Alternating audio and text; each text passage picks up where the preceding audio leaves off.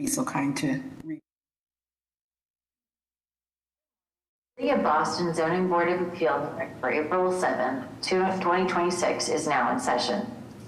The hearing is being conducted in accordance with the applicable provisions of the open meeting law, including the updated provisions enacted by the legislature this year. The new law allows the board to continue its practice of holding virtual hearings through June 2027. This hearing of the board is being held remotely via the Zoom webinar event platform and is also being live streamed. In order to ensure this hearing of the board is open to the public, members of the public may access this hearing through telephone and video conferencing. The information for connecting to this hearing is listed on today's hearing agenda, which is posted on the public notices page of the city's website, boston.gov. Members of the public will enter the virtual hearing as attendees, which means you will not see yourself on the screen and you will be muted throughout unless administratively unmuted when asked to comment. Board members, applicants, and their attorneys or representatives will participate in the hearing as panelists, and they will appear alongside the presentation materials when speaking. Panelists are strongly encouraged to keep video on while presenting to the board. As with our in-person meetings, comments and support will be followed by comments in opposition.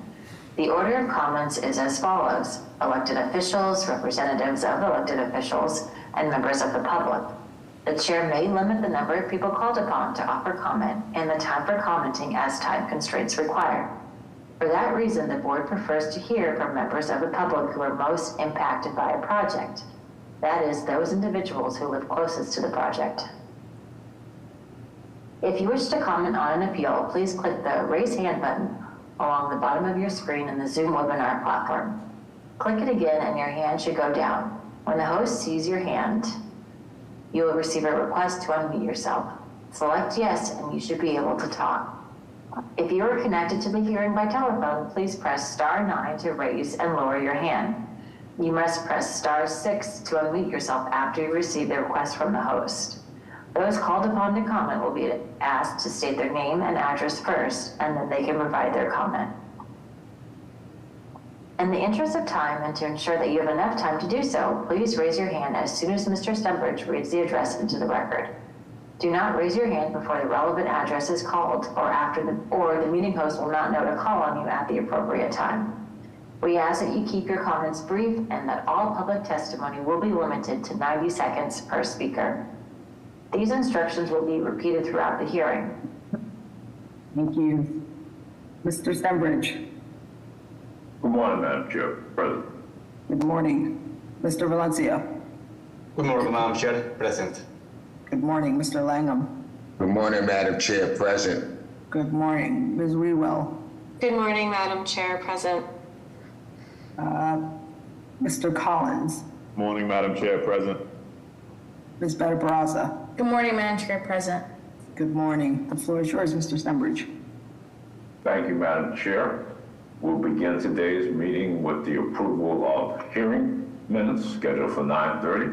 Excuse me. These minutes are from March 19th and March 24th of this year. I will make a motion of approval. There a second? Second. Mr. Stumbridge. Yes. Mr. Valencia. Yes. Mr. Langham. Yes. Ms. Wewell. Yes. Mr. Collins. Yes. Ms. Barraza. Yes. Chair votes yes, the motion carries. Next, we move on to the extension scheduled for 9:30 a.m. There are 12 extension requests. I'll read them all in one after the other. If there's any questions on them, we can address those to Madam Chair after I finish. We'll begin with case BOA 1537925 with the address of 22 Freeman Street. Next, we have case BOA 940697 with the address of 1102 to 1106R Blue Hill Avenue. Next, we have case BOA 1472285 with the address of 344 Bremen Street. Next, we have case BOA 1561839 with the address of 500 Western Avenue. Next, we have case BOA 1553897 with the address of 29 High Street. Next, we have case BOA 1567789 with the address of 1 to 7 Selkirk Road. Next, we have case BOA 17476 with the address of 10 9th Street. Next, we have case BOA 1571297 with the address of 50 Princeton Street. Next, we have case BOA 818377 with the address of 111 Terrace Street. Next, we have case BOA 992109 with the address of 24 Rand Street. Next, we have case BOA 992105 with the address of 28 Rand Street. And finally, we have case BOA 1562393 with the address of 735 to 745 River Street. All of the extension requests appear to be reasonable, and we can go from there. Thank you. Any questions from the board? May I have a motion to grant the extensions as requested? I make a motion to grant the extensions as requested. Mr. Stenbridge? Yes. Mr. Valencia? Yes. Mr. Langham? Yes. Ms. Wewell? Yes. Mr. Collins? Yes. Ms. Better Baraza? Yes. Chair votes yes, the motion carries. Next, we have three board final arbiter cases scheduled for 9:30. The first case is BOA 1767611 with the address of 11 Inwood Street. If the applicant and/or their representative are present, will they please explain to the board?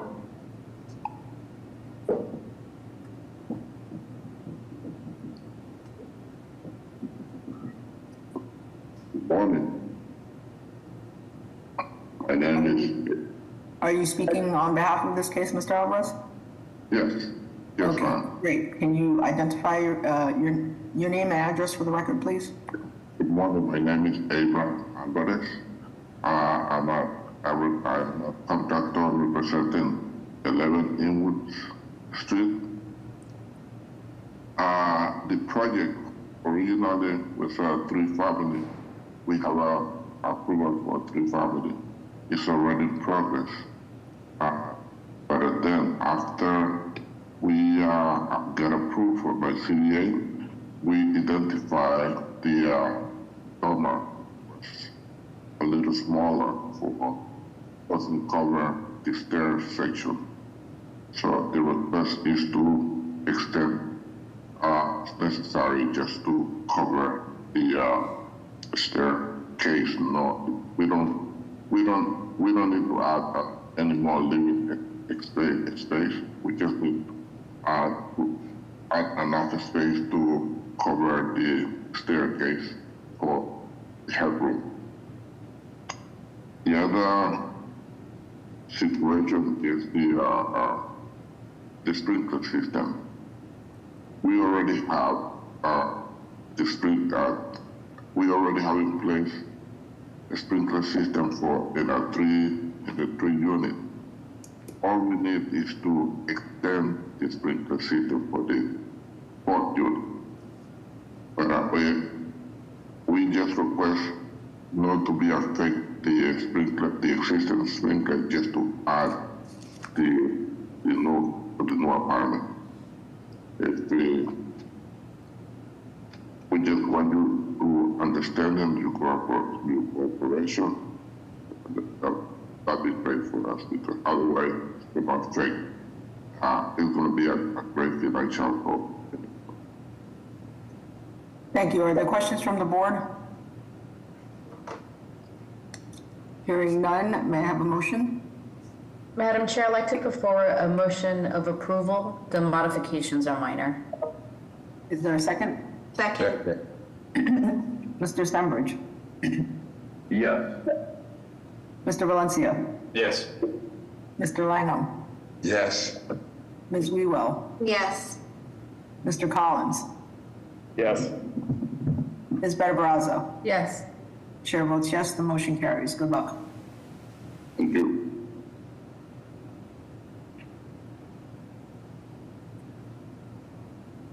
You're on mute, Mr. Stenbridge. Thank you, Madam Chair. Next, we have case BOA 1582245 with the address of 50 to 52 Townsend Street. If the applicant and or their representative are present, would they please explain to the board?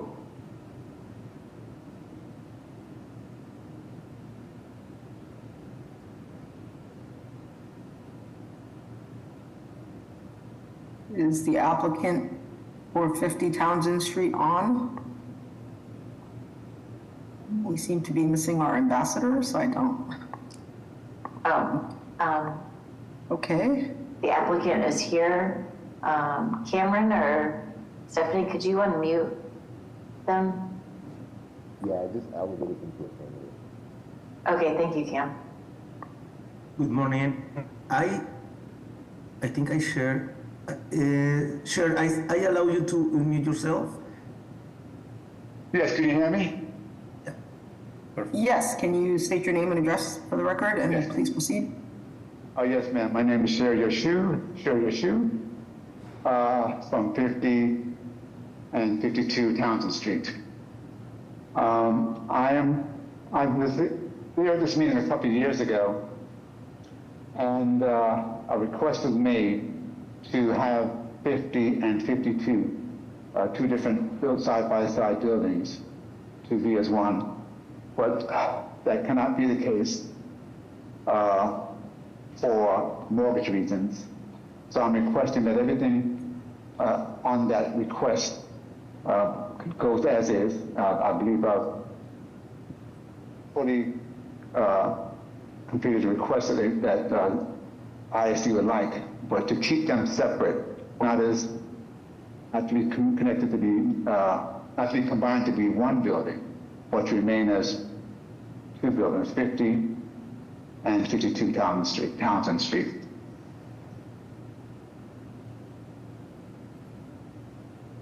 Are there questions from the board? Hearing none, is there a motion? Madam Chair, I'd like to put forward a motion of approval. Is there a second? Second. Mr. Stenbridge? Yeah. Mr. Valencia? Yes. Mr. Langham? You're on. Yes, yes, yes. Thank you. Thank you. Ms. Wewell? Yes. Mr. Collins? Yes. Ms. Better Brazza? Yes. Chair votes yes, the motion carries. Good luck. Thank you very much. Next, we have case BOA 1695772 with the address of 7 Tip Top Street. If the applicant and or their representative are present, would they please explain the case to the board?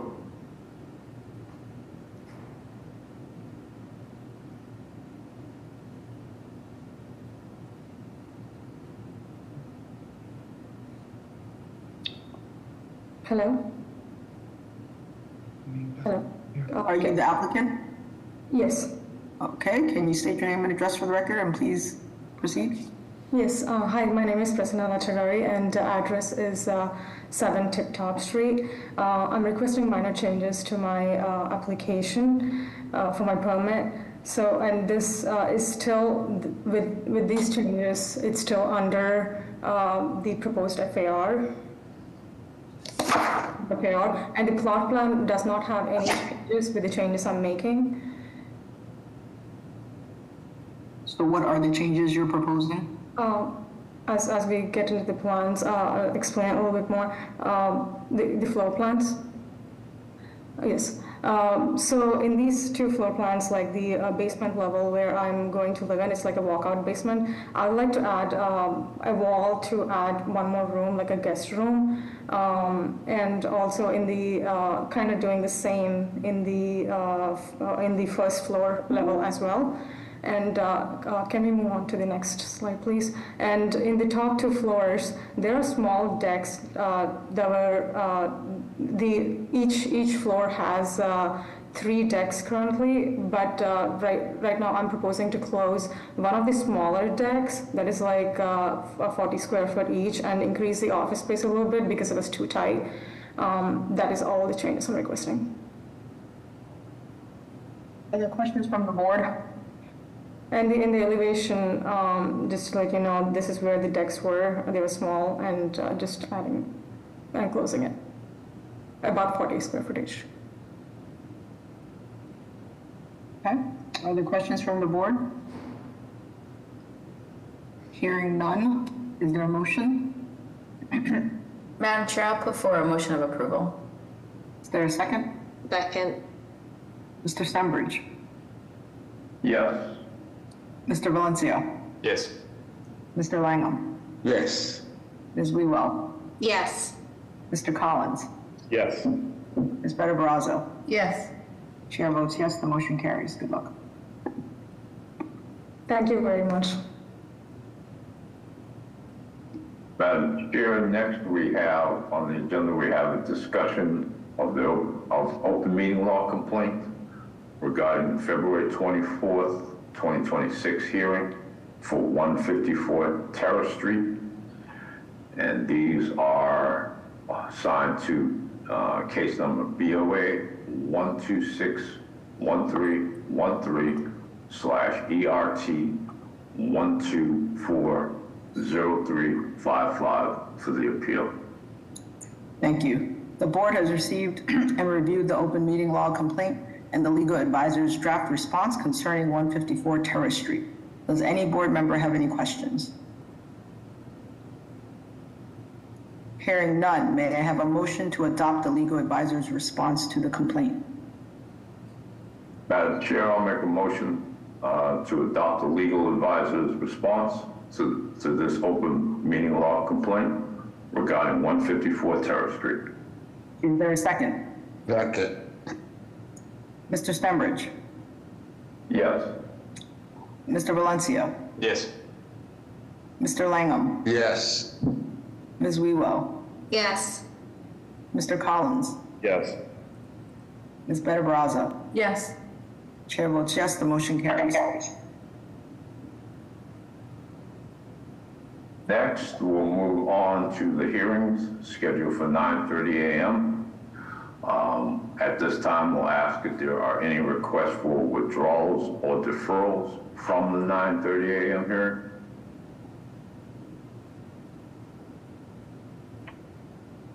Hearing none, we'll begin with case BOA 1792127 with the address of 101 Cottage Street. If the applicant and or their representative are present. Motion at your ring video doorbell. Hi, good day. My name is Anat Bek-Naftigal from Derek Rubinoff Architecture in West Roxbury, 82 Spring Street. I'm here to represent Hannah Rocky and Kamal Nahas, the young family that would like to build a roof deck. The project, if you can scroll down. So the owners own this is a 2-family building, and the owners actually occupy the entire building. And what we would like to do is basically add a roof deck the existing building. It actually matches the neighboring building on 103 Cottage. And we're going to do the roof deck similar to what the neighbor is doing, which is a 5 feet front setback from the roof edge.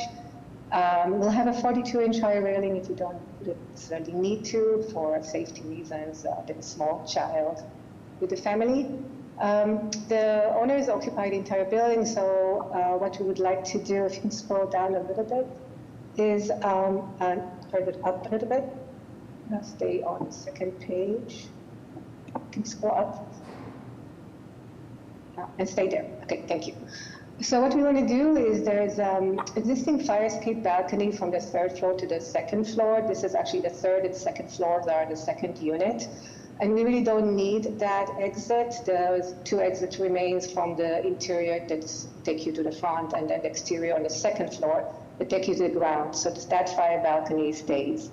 We just want to do is that create a new balcony on the 3rd floor, which is the length of about 16 feet long and more than 3 feet deep.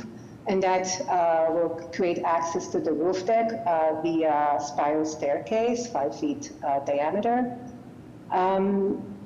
So that's pretty much the project. The spiral staircase and the balcony, they're in the rear setback. So that's why we have the violations. We have the rear setback violation. We have roof structure restrictions for the roof deck.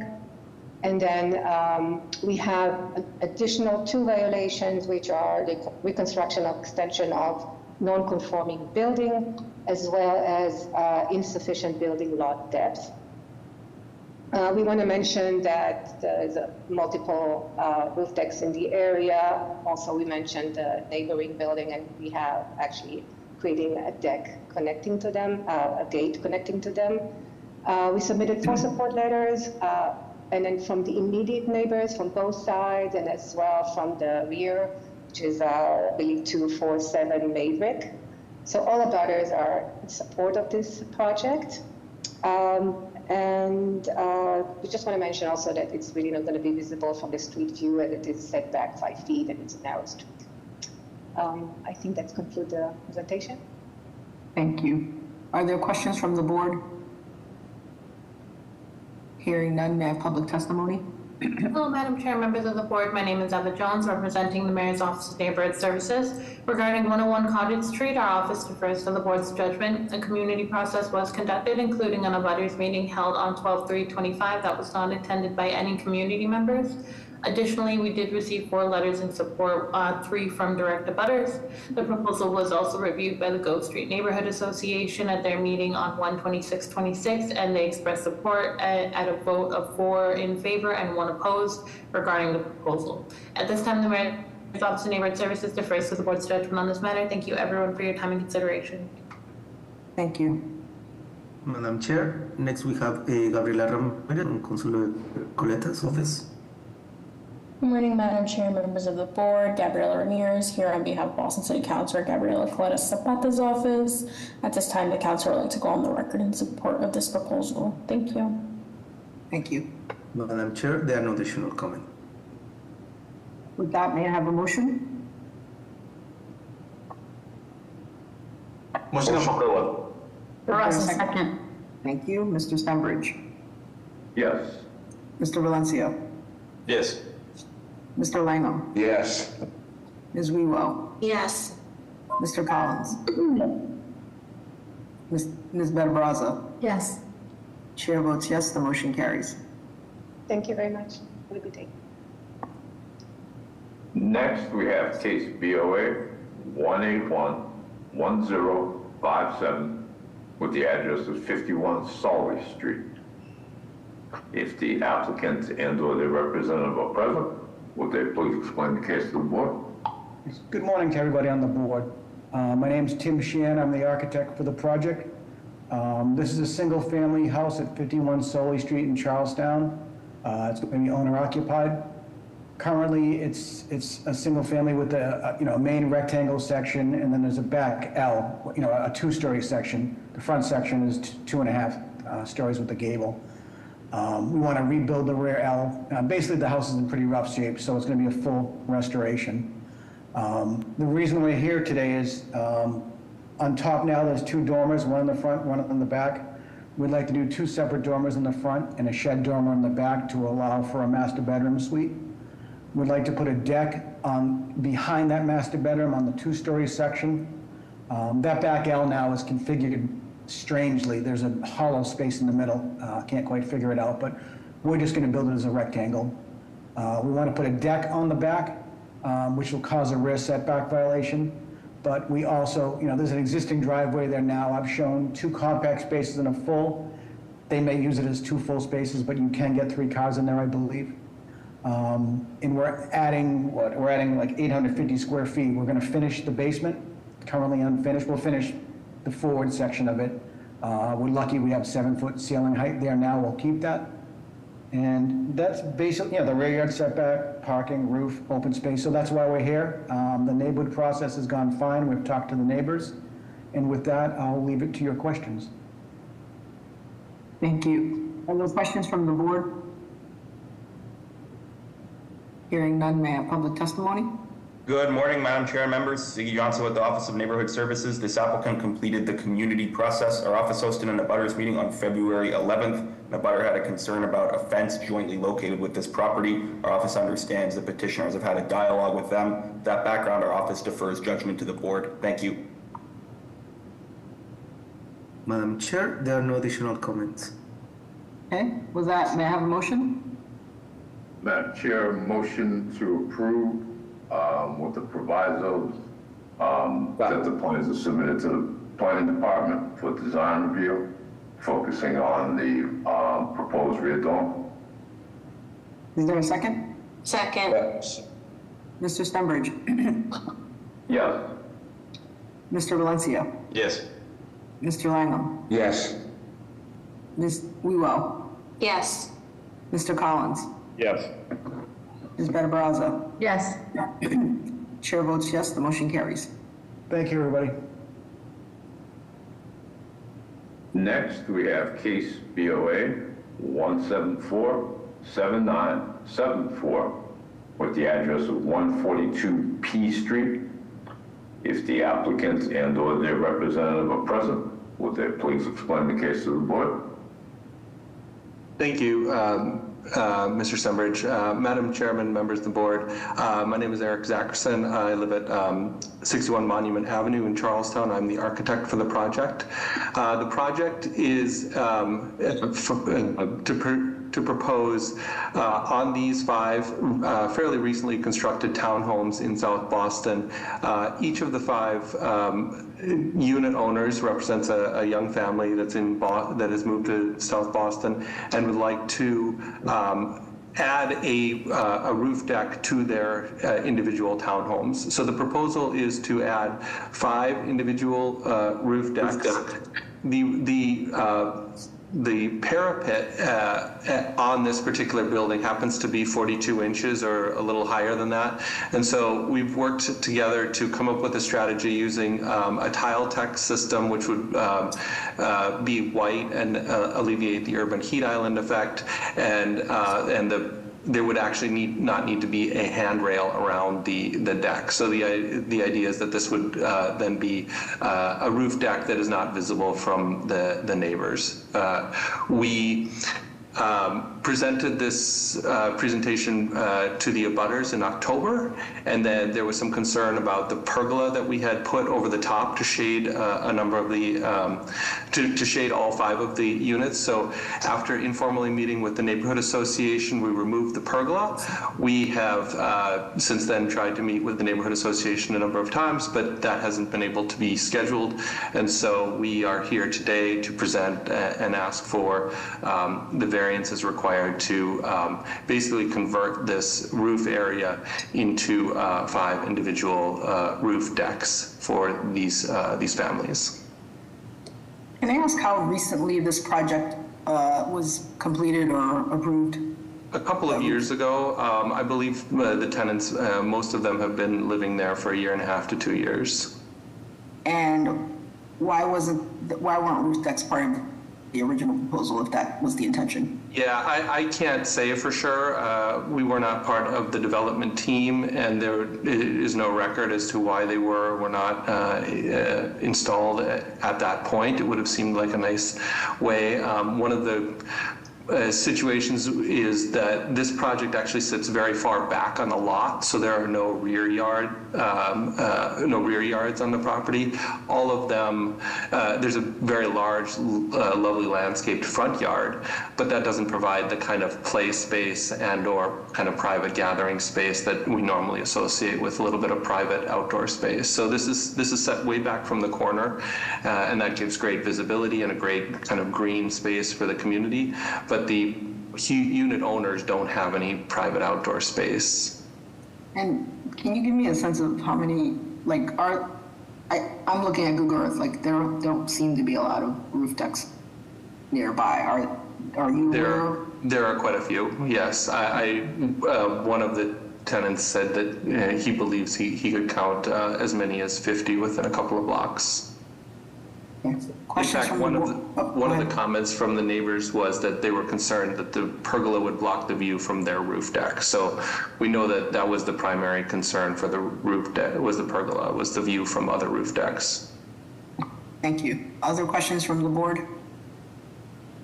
Yes, first of all, a comment first. Since the building is already there, I was wondering why you don't have like pictures of the actual building to show what is there now in the proposal. But the question is about the community process. We received several letters of community members asking for a second meeting.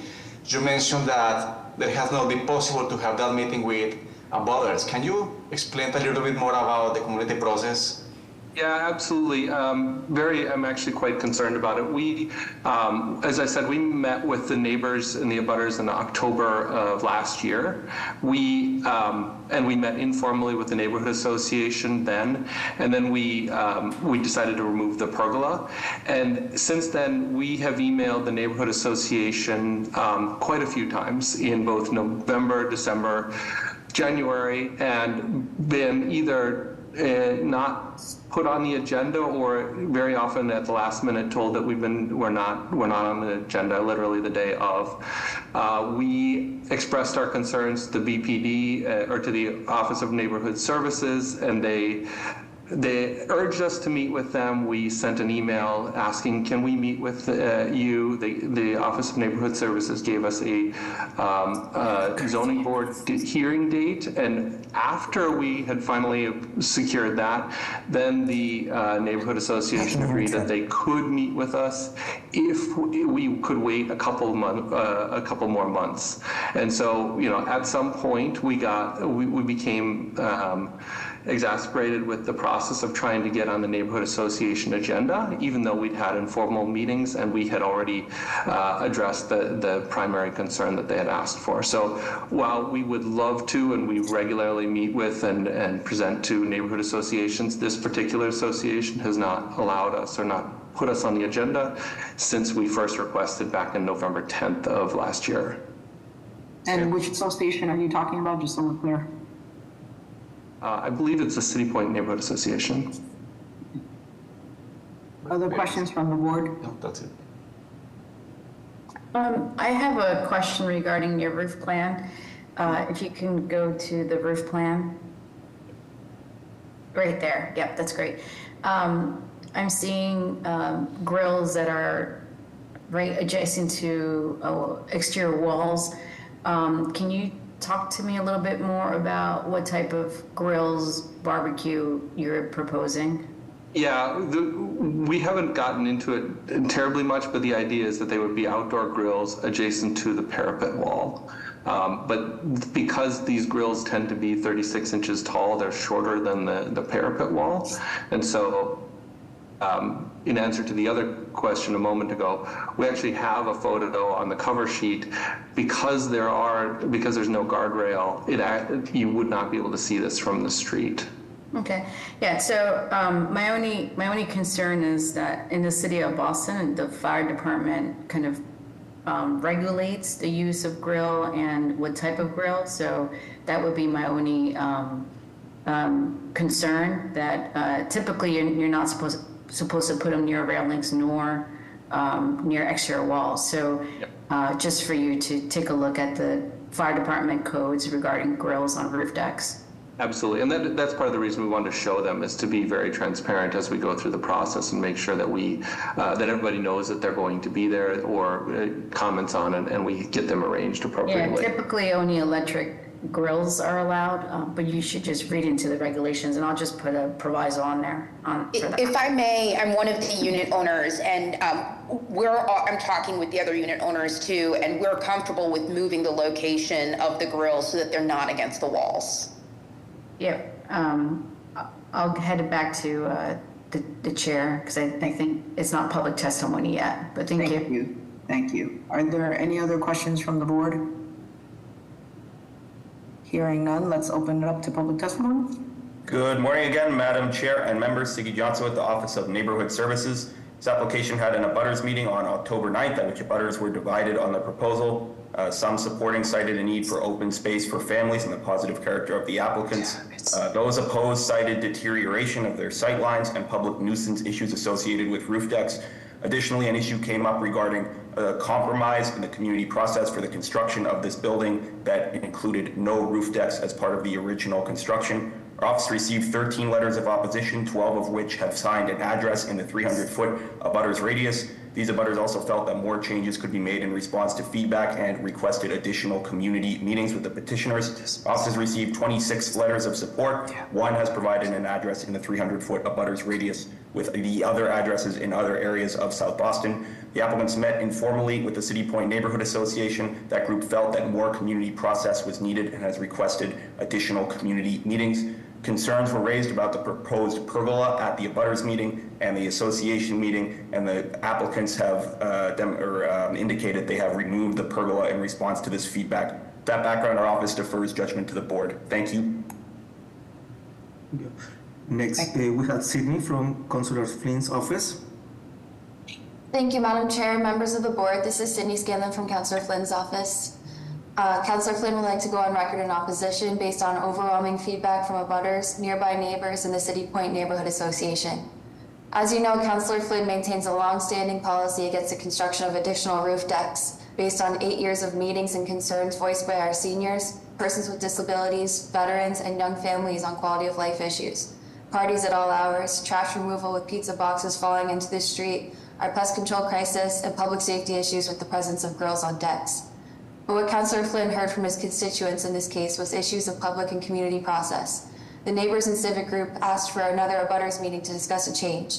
Councillor Flynn asked ONS for their partnership, asking for a deferral as was customary for over 8 years. Unfortunately, that did not take place. Councillor Flynn believes this is public service and additional meeting was in no way unreasonable with the amount of meetings with much lower in the city and the ability to quickly schedule a Zoom. Lastly, Councillor Flynn opposes as a major compromise in 2021 that garnered his support and that of neighbors was the removal of the roof deck. South Boston neighbors continue to support addressing the housing crisis, only to have the rug pulled out years later in bad faith.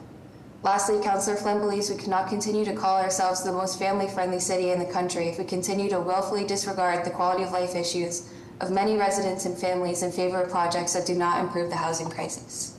Thank you. Thank you. Next, we have Kimberly Matthews.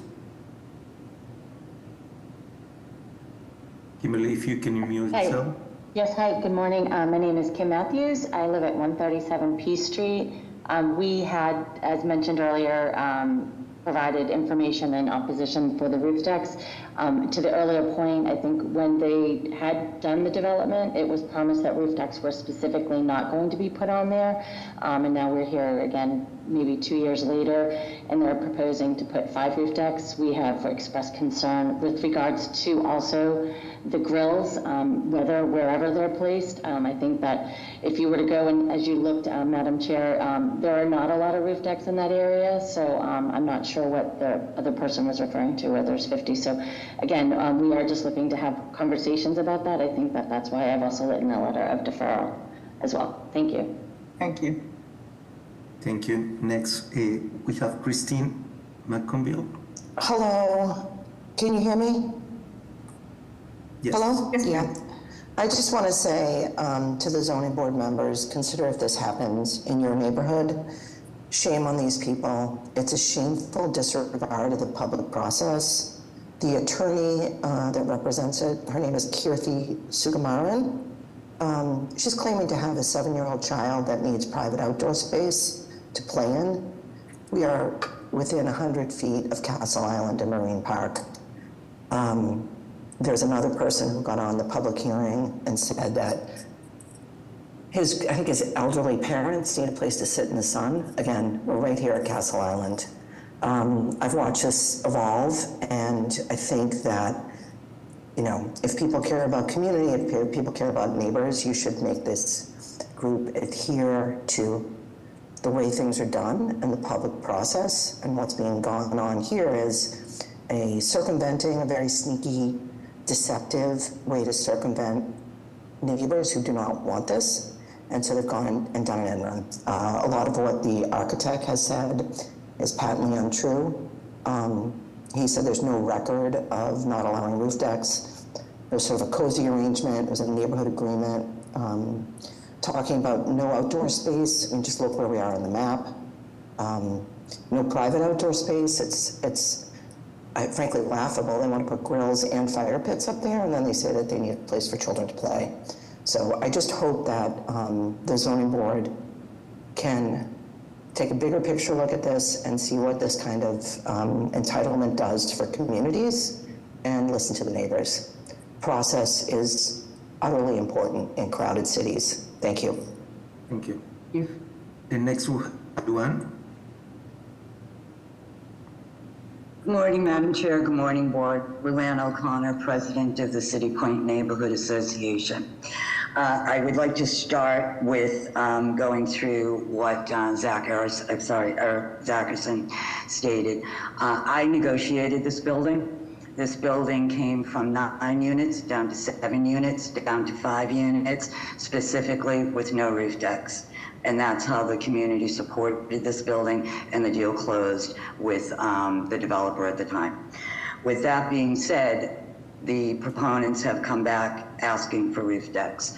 The process here has not, in fact, been followed. There was an abutters meeting, an official City of Boston abutters meeting. At that point, there was opposition, mostly opposition from people that are direct abutters.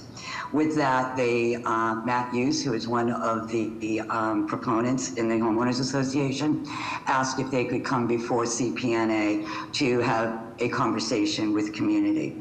The answer to that was yes. We would welcome and always do welcome conversation, but it would not be considered an official City of Boston meeting. It was just a conversation. So why that's being brought up here is questionable.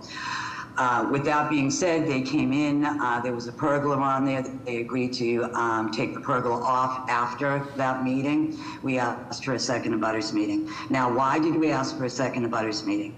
Because nobody knows that the change of plans has happened. You can look at Lennon Court, which is directly in front of this building. There's 40 people in there that have no idea what the plans are. They're directly across the street. Unless you are a member of the City Point Neighborhood Association, you don't know what the plans are either. So the reason why they were told that they were not going to meet with the association was to complete the process.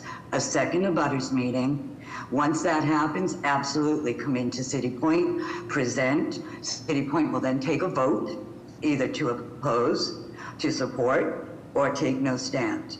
Then they go off to ZBA. That has always been the practice, whether we're talking about the Menino administration, the Walsh administration, and or the Wu administration.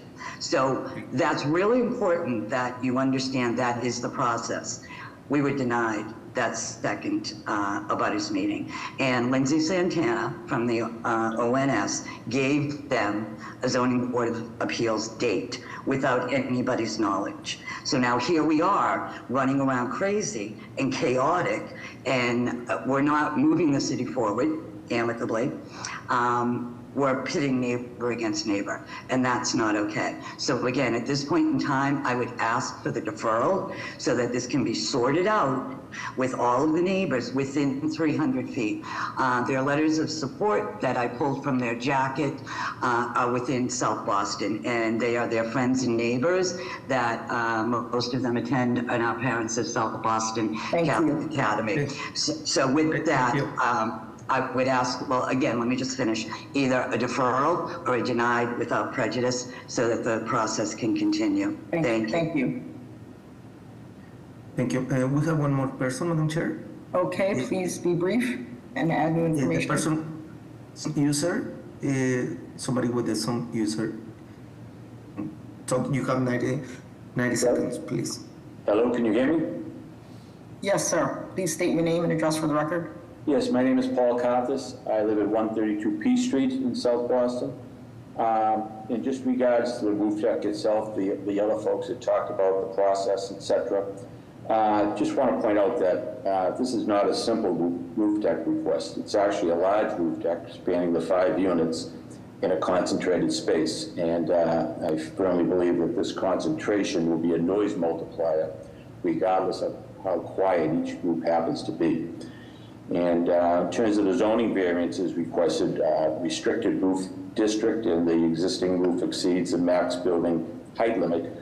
These were quality of life restrictions that were put in place for a reason after much thought and throughput from the community. And it seems lately that a lot of these exemptions to restrictions are just a variance request away. So that's all I have to say. Thank you. Thank you. Any other raised hands? No additional comments. Carolyn, I'm just wondering, like, sort of, well, we've heard comments about the project being originally approved, you know, with support, without a roof deck. I mean, is that something that we have access to or can confirm? Because it does seem a bit disingenuous if there was support without a roof deck and then it comes back a couple of years later asking for a roof deck. I think Jeff has his hand raised. I can comment, but if you wanted to say something first. That would be lovely. Thank you. Yeah, thank you, Madam Chair, members of the board. Jeff Hampton, City of Boston Planning Department. This project was approved as a 5-unit back in 2021. The original hearing date was early 2021, and the can got kicked down the road a few months as City Point neighborhood representative, I apologize, I forget her name, had said that the number of units had gone down. Any agreements that were made with the neighborhood about no roof decks, that was done between the neighborhood and the developer. I am looking at the decision signed on October 12th of 2021. There is no proviso stated that says no roof decks. It only says BPDA design review. So, and we were in support of that development back in 2021. So I just want to state that for the record, there were no provisos added to this decision that said no roof decks. Okay. Yeah, that would be my comment too, that it would have been a proviso if it was really heard at the ZBA. Yeah, I think the takeaway is if that's an important point, it should be included as a proviso moving forward.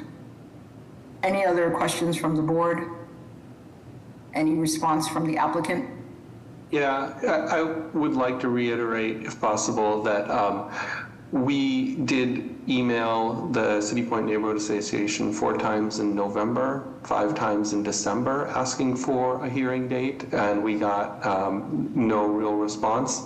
And then as soon as to the comment that the Neighborhood Association hasn't had an opportunity, as soon as this date was assigned, we emailed them and asked if we could present, and that's when, and that was over 6 weeks ago, that's when they suggested that they couldn't meet with us in March, but would meet with us in late April. So we have really tried to present this to the Neighborhood Association, and we will continue to try every time we do a project here. Is there a concern for you to go back and do the second abutters meeting that seems to be requested from folks? Yes, it's that we waited 6 or 7 months to get to this point. We don't believe that there's any particular reason to delay the project further. And actually, I'm afraid that this is largely a stall tactic on their part to just not let us present, even though we had talked to them to present. And I think that would set a bad precedent, that they can refuse to meet with us until the zoning board hearing and then ask for a deferral so that they can eventually put us on the zoning board, in front of the zoning board. Thank you. Any other questions from the board? Hearing none, is there a motion?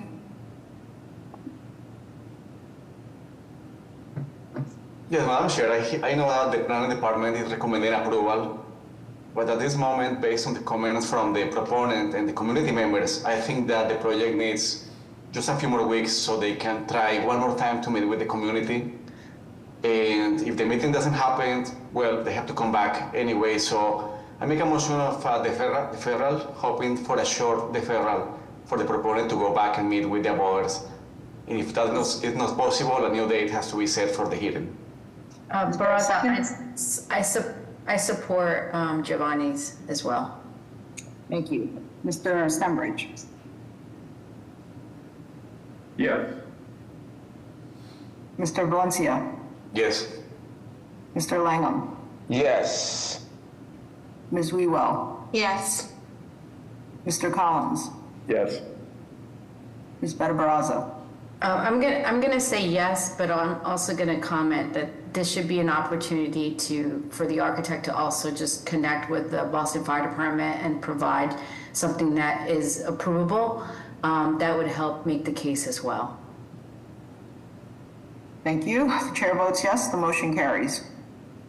Do you have a date, Caroline? Yeah, Eric, when was the meeting that they were offering? What was the date of that? They said tentatively April 14th, I believe. Okay, we can schedule the next hearing for April 28th. That's our next full board hearing. Does that give you enough time to update the plans as well as that was Baraza requested? We don't have any requests to update the plans. We made the change that the neighbors asked for back in October.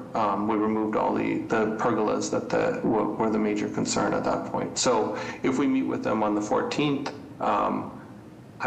we don't know if there are going to be any further comments, but we did, as I said, we made those changes back in October.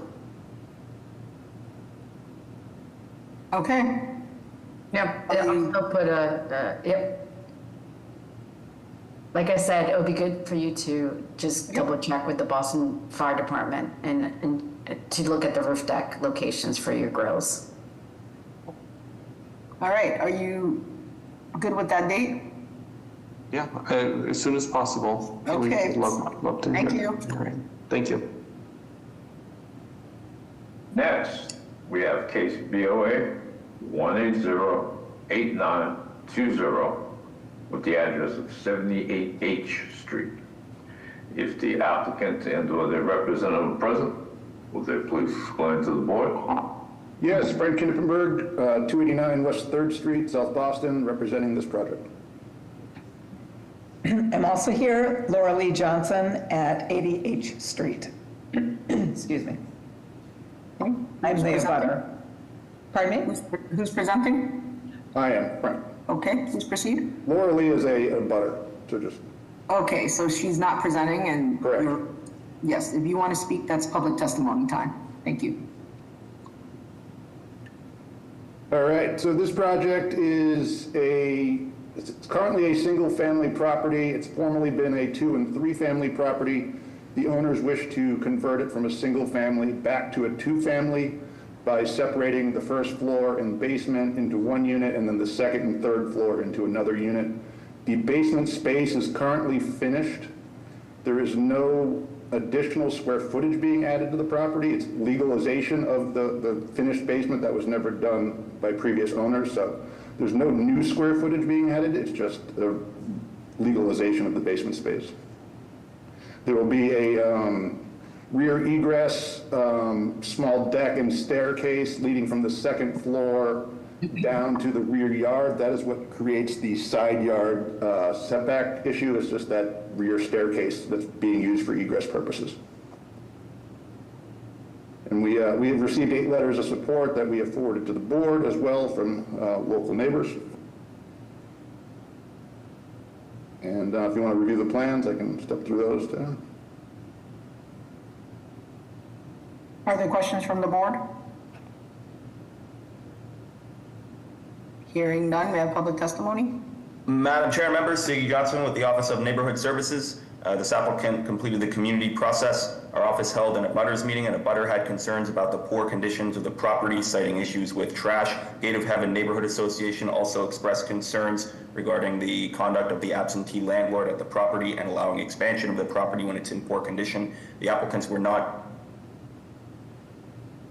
able to meet with Gate of Heaven, and our office would like to pursue them to continue to attempt to meet with that group. That background, our office defers judgment to the board. Thank you.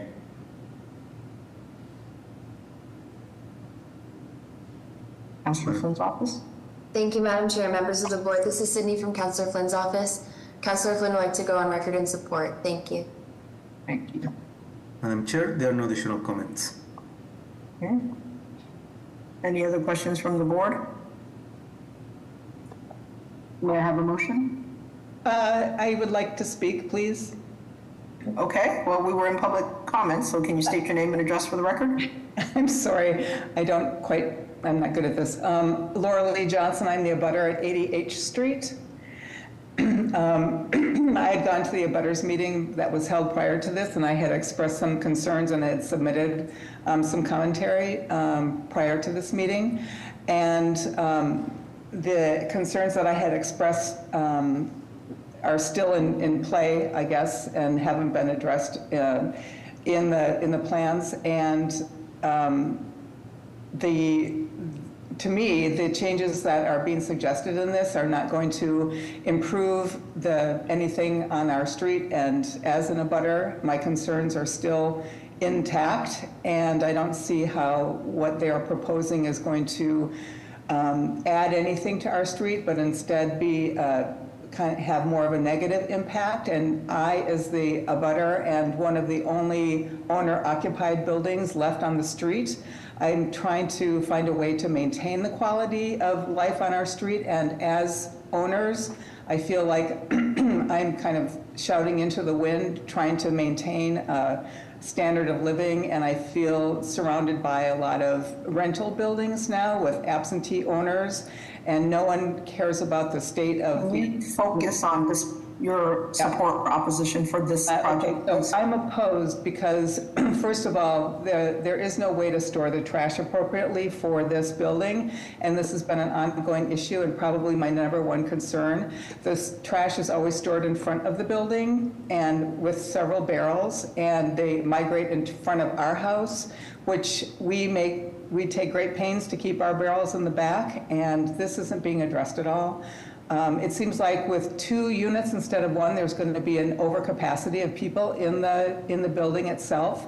They want to add and expand the roof, the decks on the house, which is going to add for more parties, more noise, more activity over there, which is already a problem.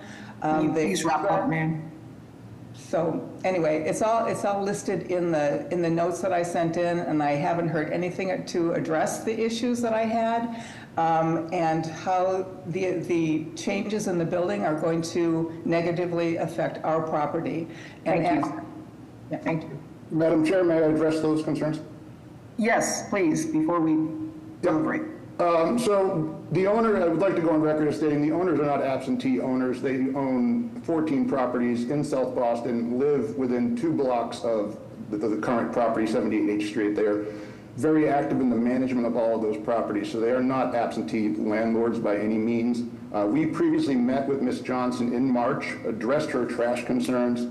There is a rear egress that goes behind several buildings that has been planted over by other neighbors. So we are in the process of working with those neighbors to free that egress, which would then allow trash to be stored in the rear of the building. As currently stated, it's not there's no way to get the trash to the rear of the building because people have planted over the egress. So we are in the process of working through that process with those neighbors. Obviously, it took some time for the snow to melt before we could really address it and see the condition of the egress, but that is a concern that we are working on. There is no additional decks being added to the property. There's a small walkway being added to be able to exit from the 2nd floor to get down to the yard in the case of an emergency. It is not designed to be a everyday usage. There's no space to put a grill or any type of hangout space there. There is an existing roof deck on the property, and we did address with the abutter that we would build a privacy screen to kind of shed that a little more from her property. So I do feel we have addressed the majority of their concerns at this time. Thank you. Are there questions from the board? Hearing none, is there a motion? Madam Chair, Go ahead, Katie. Okay, I'll put forward a motion of approval. I think these are largely internal renovations and much of the zoning relief is pre-existing. So I will base my motion to approve on that. Is there a second? Barraza, second. Mr. Stenbridge? Yes. Mr. Valencia? Yes. Mr. Langham? Yes. Ms. Wewell? Yes. Mr. Collins? Yes. Ms. Better Brazzo? Yes. Chair votes yes, the motion carries. Good luck. Thank you. And next, we have case BOA 1807562 with the address of 126 Crawford Street. If the applicant and/or their representative are present, will they please explain to the board? Hi, good morning. My name's Lynette. I'm the owner at 126 Crawford. So the current conditions, it is an existing two-family residential dwelling. The first unit occupies the first and second floors. The second unit occupies the third floor. The current access configuration to Unit 2 requires indirect entry via the rear stairs and does not provide a secondary means of egress. So the proposed project will provide a dedicated, safer, and clearer front entrance for the second unit. There will be no change in use or occupancy. I had the abutters meeting back in February and everything was positive. So this is currently where we stand. Thank you so much. Thank you. Questions from the board? Hearing none, may I have public testimony? Madam Chair and members of the board, for the record, my name is Jeremy Bembury. I am the Dorchester Community Engagement Specialist for the Office of Neighborhood Services. The applicant has completed the community process, which consisted of an abutters meeting held on January 26th. With no abutters present, no concerns were raised. Next, the proponent presented to Crawford, Howland, Ruthven, Winona, Wambeck, Block Watch, where residents were very supportive. To date, our office has not received any further community feedback at this time. Thank you for your time, and the Mayor's Office of Neighborhood Services would like to defer to the board for their judgment. Thank you. Madam Chair, there are no additional comments. May I have a motion? Madam Chair, go ahead, Norm. I'll make a motion of approval. Second. Mr. Stenbridge? Yeah. Mr. Valencia? Yes. Mr. Langham? Yes. Ms. Wewell? Yes. Mr. Collins? Yes. Ms. Better Brazzo? Yes. Chair votes yes, the motion carries. Good luck. Thank you so much.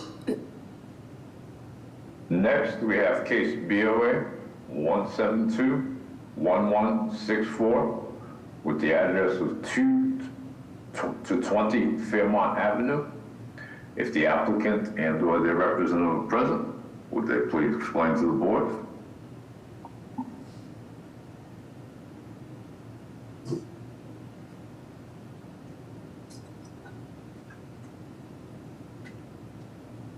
You see any raised hands? I don't see anybody. Let me check. Shall we come back to this one, Madam Chair? Sounds good to me. Then for the moment, we'll move on to case BOA 1809219 with the address of 123 Kilsis Road. If the applicant and/or their representative are present, would they please explain the case to the board?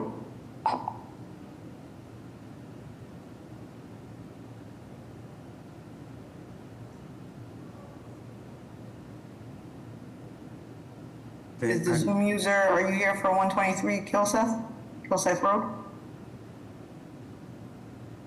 Does he need to be unmuted, Jesus? Yeah, the person can emit some user, you are allowed to. Please state your name and address for the record. My name is Charles Dumond. I live at 83 Pleasant Street in Cambridge. I'm the architect of the project. Can you hear me? We can, please proceed. Okay. Okay, so I was asked to design a new rear porch and egress for these units. The existing porches or the existing egress did not meet code.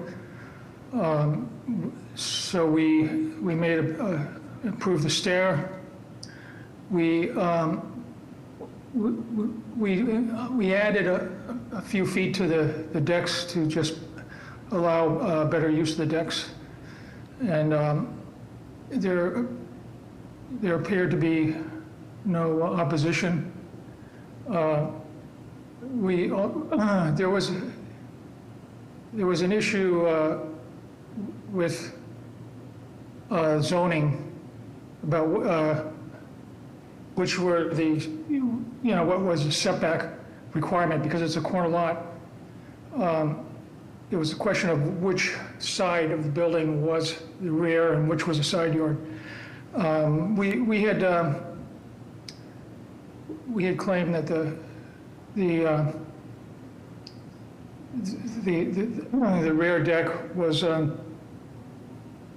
a side yard at a side yard, so the requirements, setbacks were a little bit less, and based on that, it met the setback requirements. So in any case, so we're hoping that we can improve the safety for the residents and improve their quality of life to be able to sit outside and have some outdoor space. That's all for now. Are there questions from the board? Hearing none, may I have public testimony?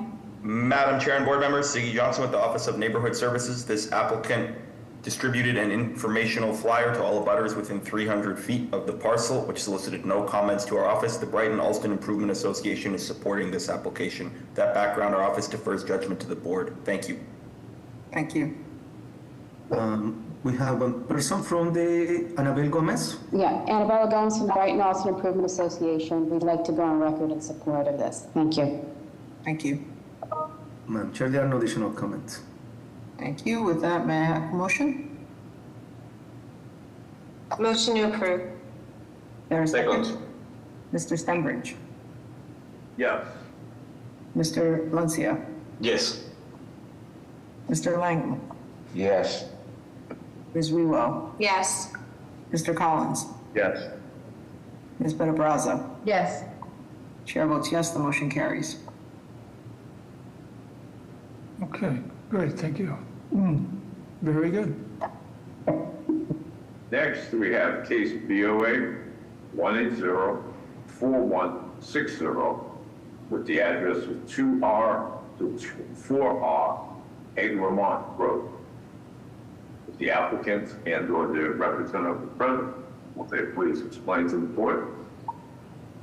Good morning, Madam Chairman, members of the board. This is Eric Zackerson, architect for the project, to present this project, 24 Eggermont. Let's hold on the site plan for just a second, just so we can be clear. There's a fairly large building at 24 Eggermont. Our project is in the upper left-hand corner of this diagram. You see what was, I believe, formerly a garage and has been occupied as a two-family dwelling for quite some time. Our client has purchased those two units, and the project you'll see on the following pages is to expand and rehabilitate those two units, and has nothing to do with the main house, although they are part of a single condominium association. So next slide, please. Cover sheet, next slide, please. So you can see how the building sits adjacent to our neighbor at 1666 Commonwealth Ave, very close to the property line on that side, and then actually has its own entrance and on Cummings. Cummings, sorry, next street, next page. Yes, and so you see here on the existing, the proposed plans in the upper right, the first floor would continue to be a single one-bed unit, and the upper unit, which is currently a kind of awkward studio, would be expanded to a third floor, and so the second and third floor represent that two-bed, two-bath unit. Next slide, please. So you can see the proposal would be adding that third story with a kind of gable roof and dormers. We wanted to be reflective of the existing home, which has a more traditional feel, and to kind of enliven the feeling of the current building, which quite frankly looks quite a bit like a garage, even though, as I said, it's been an existing two-family for quite some time. But generally you see the look of the building. So with that, I'll open it up or return to you for questions and answers. Any questions from the board? Hearing none, may I have public testimony? Madam Chair and board members, Siggy Johnson with the Office of Neighborhood Services. This applicant attended an abutters meeting hosted by our office on January 20th of this year, where questions were asked. No opposition was voiced. The Brighton-Alston Improvement Association is supporting this application. That background, our office defers judgment to the board. Thank you. Madam Chair, we don't have additional hands raised at the moment. Thank you. May I have a motion? Motion of approval. Is there a second? Second. Mr. Stenbridge? Yes. Mr. Valencia? Yes. Mr. Langham? Yes. Ms. Wewell? Yes. Mr. Collins? Yes. Ms. Benabrazo? Yes. Chair votes yes, the motion carries.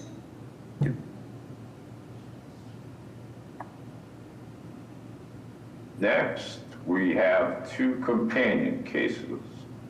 First is case BOA 1822588 with the address of 140 Strathmore Road. Along with that, we have case BOA 1822577 with the address of 1863 Commonwealth Avenue. If the applicant and or their representative are present, would they please explain the cases to the board? Good morning, Madam Chair, members of the board. Luis Santana with HS Construction Consulting Services. These are two cases, two buildings in one lot.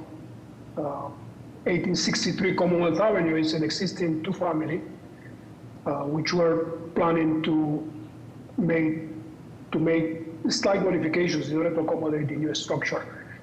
This is an 11,205 square feet lot altogether, and it's also a corner lot facing Strathmore Road and Commonwealth Avenue. We have multiple violations. This is a 6-unit building, brand new construction. We're going to have 3 dwelling units that are 2 bedrooms and 3 dwelling units that are 1 bedroom. And this will be facing Strathmore Road. As you can see from the number of violations, they are connected because you have 2 or more dwellings on the same lot, and we are reviewing this from the zoning perspective as if each dwelling was in a separate lot, and therefore that generates a significant number of violations. As you can see from this plot plan, the existing two-family facing Commonwealth Avenue, and the rear darker, almost rectangular area is the proposed new construction.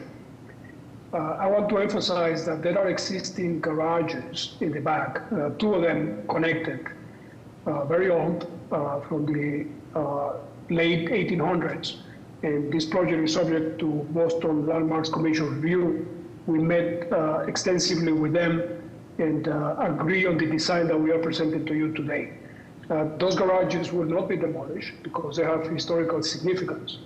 And as you're going to see on the later on the presentation, they have been moved. They will be moved to the front of the lot, and they will be connected to the proposed structure because they have to be preserved based on the landmarks standards.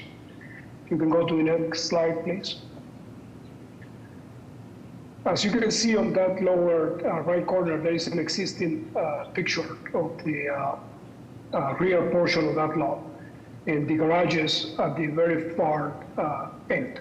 And those are the ones that will be restored, relocated to the front and incorporated into the new construction.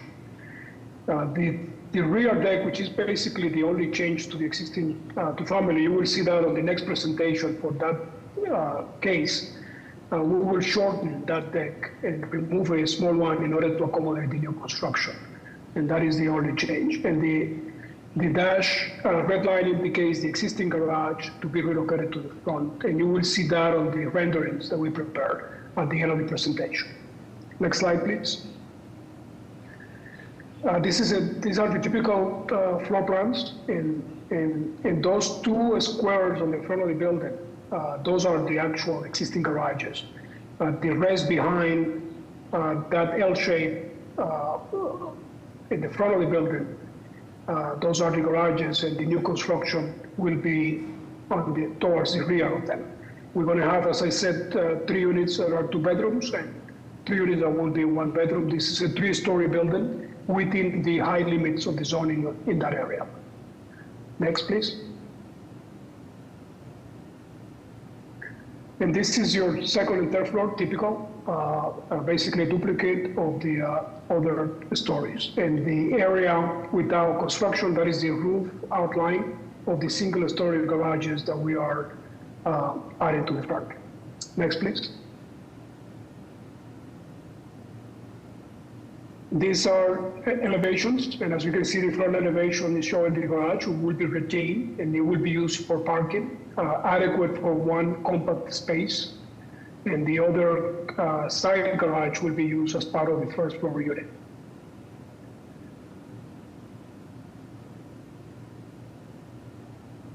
And those are rear and side elevations from the adjacent lot.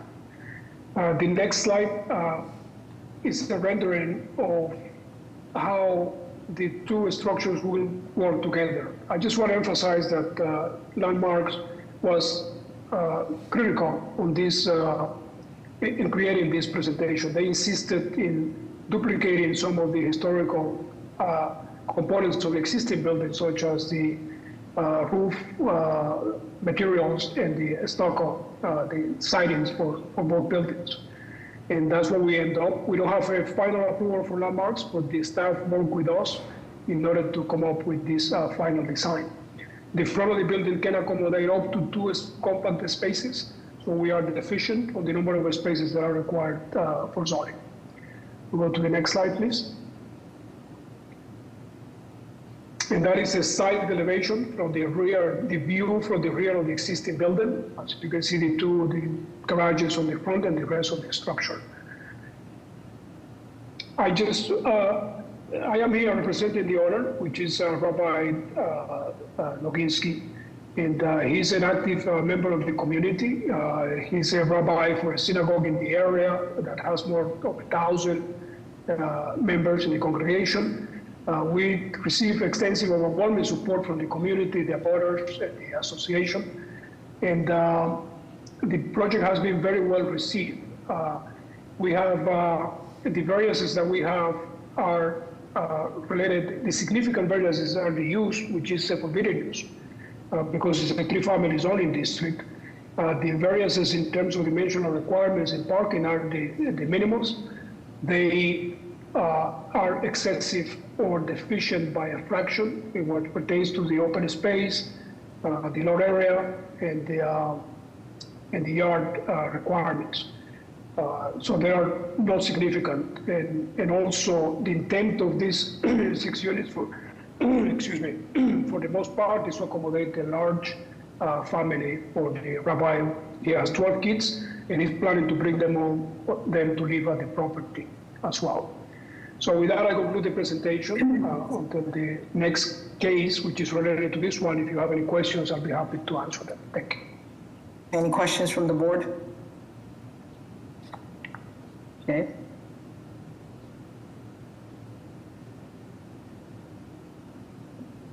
And we have public testimony. Madam Chair and board members, Siggy Johnson with the Office of Neighborhood Services.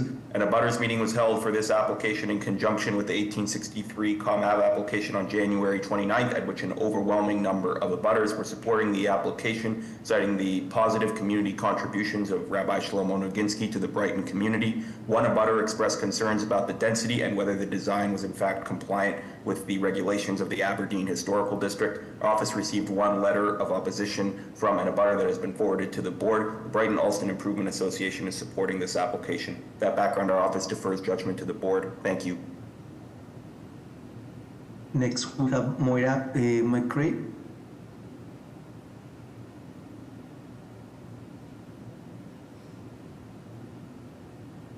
Hello, Moira, you can. Morning, can you hear me? Yes, we can. Sorry about that. My name is Maura McCrae. I'm from Councilor Braden's office. The council would like to go on record and support this project. Thank you. Thank you. Next, we have Annabella Gomez. Madam Chair, members of the board, Annabelle Gomes from the Brighton Alston Improvement Association. We'd like to go on record in support. Thank you. Thank you. Madam Chair, there are no additional comments. With that, may I have a motion? Motion to approve. There a second? Second. Mr. Stenbridge? Yes. Mr. Valencia? Yes. Mr. Langham? Yes. Ms. Wewell? Yes. Mr. Collins? Yes. Ms. Benabraza? Yes. Chair votes yes, the motion carries. Good luck. Thank you. Next, we have case BOA 1809679 with the address of 55 Bostonia Avenue. If the applicant and or their representative are present, will they please explain to the board?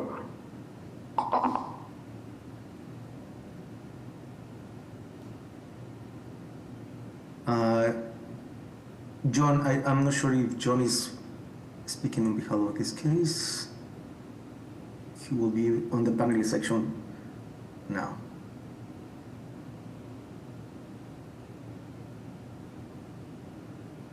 If not, Hello, can you hear me? Yes, we can. Are you here to speak on 55 Bostonia Ave? Yes, I am. Sorry. Good morning, Madam Chair, members of the board. Matthew Panino, 56 Bostonia Ave in Brighton.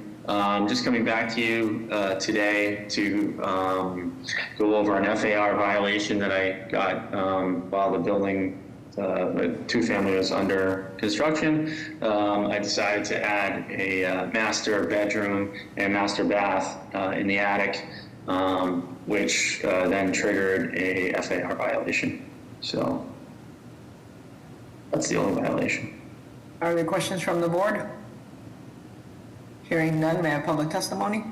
Madam Chair and board members, C. Johnson with the Office of Neighborhood Services. This applicant distributed an informational flyer regarding the previously approved project to all abutters in a 300-foot radius, which solicited no comments to our office. The Brighton Alston Improvement Association is supporting this application. That background, our office defers judgment to the board. Thank you. next we have Moira McCray. Good morning, this is Maura McCrae from Councilor Braden's office. Councilor would like to go on record in support of this project. Thank you. Next we have Annabella Gomez. Madam Chair, members of the board, Annabelle Gomes from the Brighton Alston Improvement Association. We'd like to go on record in support. Thank you. Thank you. Madam Chair, additional comments. With that, may I have a motion? Motion to approve. May I have a second? Second. Mr. Pembridge? Yeah. Mr. Valencia? Yes.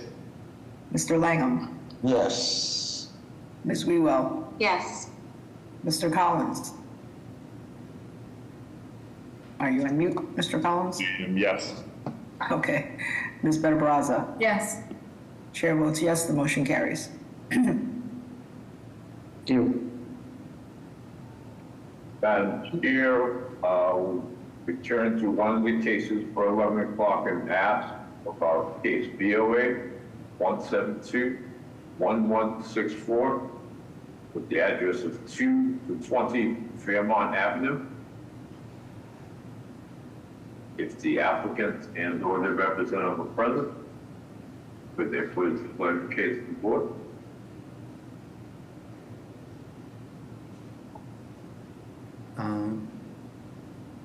Still not seeing anybody for this case.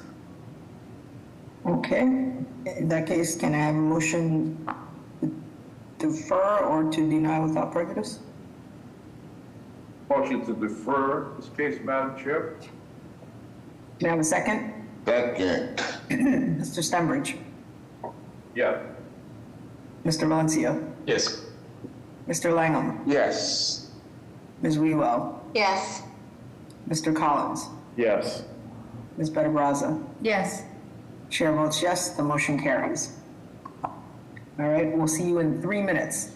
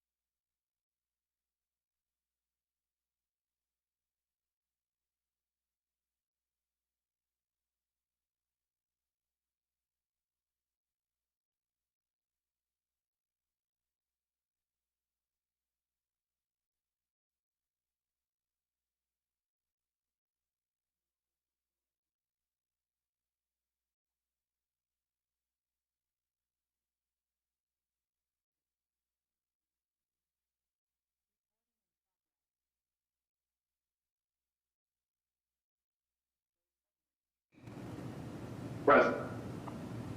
Mr. Valencia, Present. Mr. Langham, Present. Ms. Wewell, Present. Mr. Collins. Present. Ms. Better-Brazza. Present. Floor is yours, Mr. Stenbridge. Thank you, Madam Chair. We'll begin with the hearing scheduled for 11 a.m. Before that, we'll ask if there are any requests for withdrawals or deferrals from the 11 o'clock hour.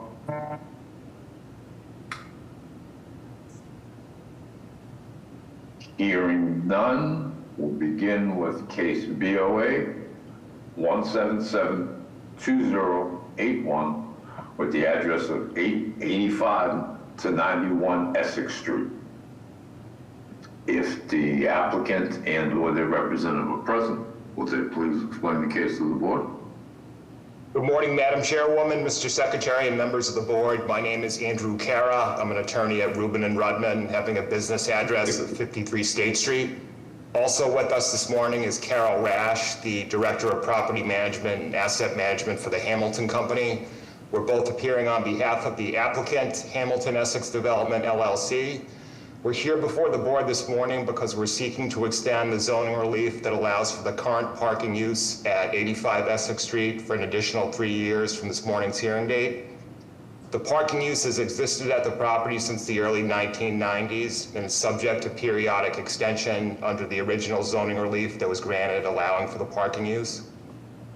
The property consists of a 50-vehicle surface parking lot located at 85 Essex Street in the Chinatown neighborhood of Boston. The parking lot is currently leased to and operated by 88 Beach LLC, which is managed by Albert Luan. 88 Beach Street LLC has run the facility since 2017, and its lease expires in 2028. My client has owned the property since 2025. The parking use at the property has existed since at least the early 1990s, based on the historical records.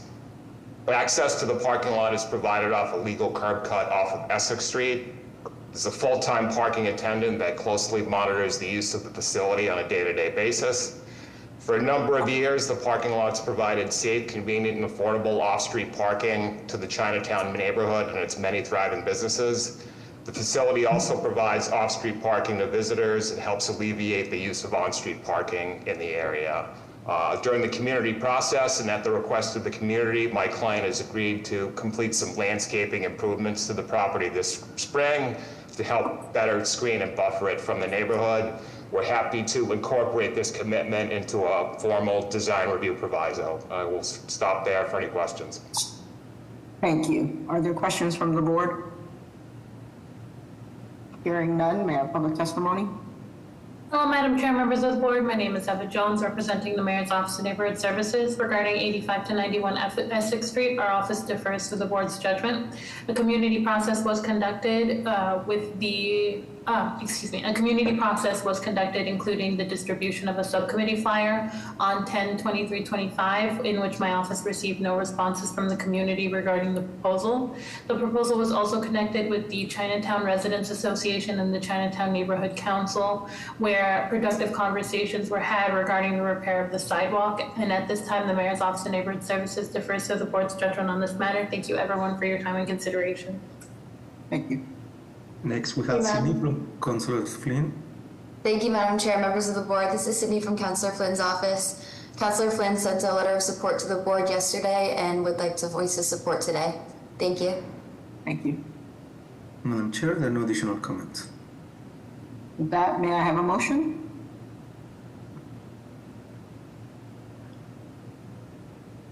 Madam Chair, make a motion of approval.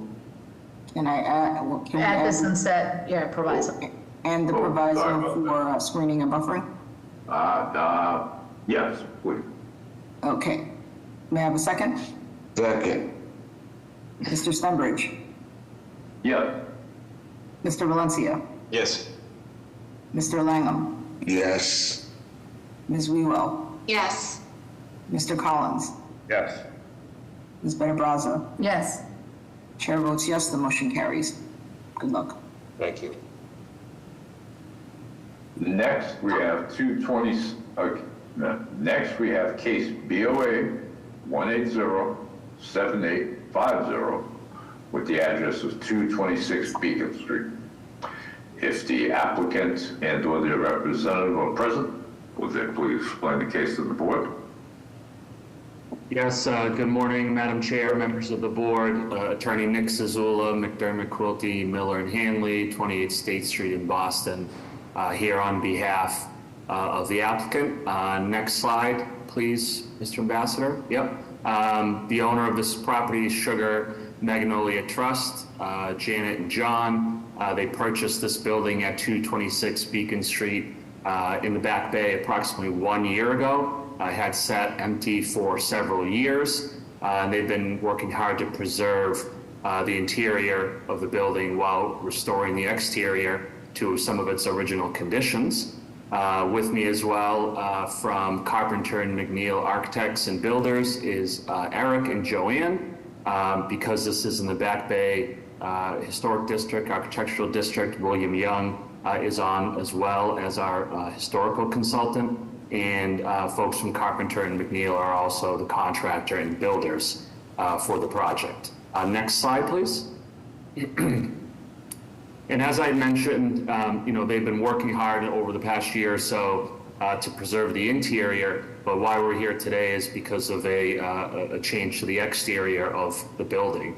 And they're looking for permission for the construction of a new portico structure with related improvements to the front building entrance at this long existing residential building, basically looking to restore the building's front facade, which you'll see in a moment, to its original 1864 appearance, which had a portico. You can see on the left-hand side the existing condition, and then on the right-hand side is the proposed. The allowable setback is 20 feet for a front yard at this location. The existing setback's actually a slight nonconformity the way it is today without the portico, 19 feet 8 inches. But the historic setback, what it was previously in 1864, and what's being proposed now is actually 16 feet. So you'll see on the right-hand side, there's that vestibule kind of bump out, which is the reason behind the variance requirement for front yard setback. If you go to the next slide, I believe is just our refusal letter. Again, the only thing that's required here is front yard insufficient. Again, just to reinstate that front portico. With that, I'm going to toss it over to Eric at Carpenter McNeil, who can just quickly show you kind of the historic aspect of why this is being proposed, and then show a mock-up of what it's going to look like when it's constructed. So Eric, I'll toss it over to you. Great, thank you, Nick. Next slide, please. Good morning, I'm Eric Daum. I'm a senior architect with Carpenter McNeil, and I'm here with my colleague, John Powell.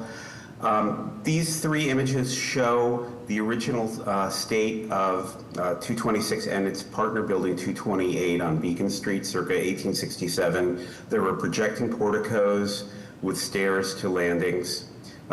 Sometime around 1942, the portico at 228 was removed and a bay window or oriel window was built in its place.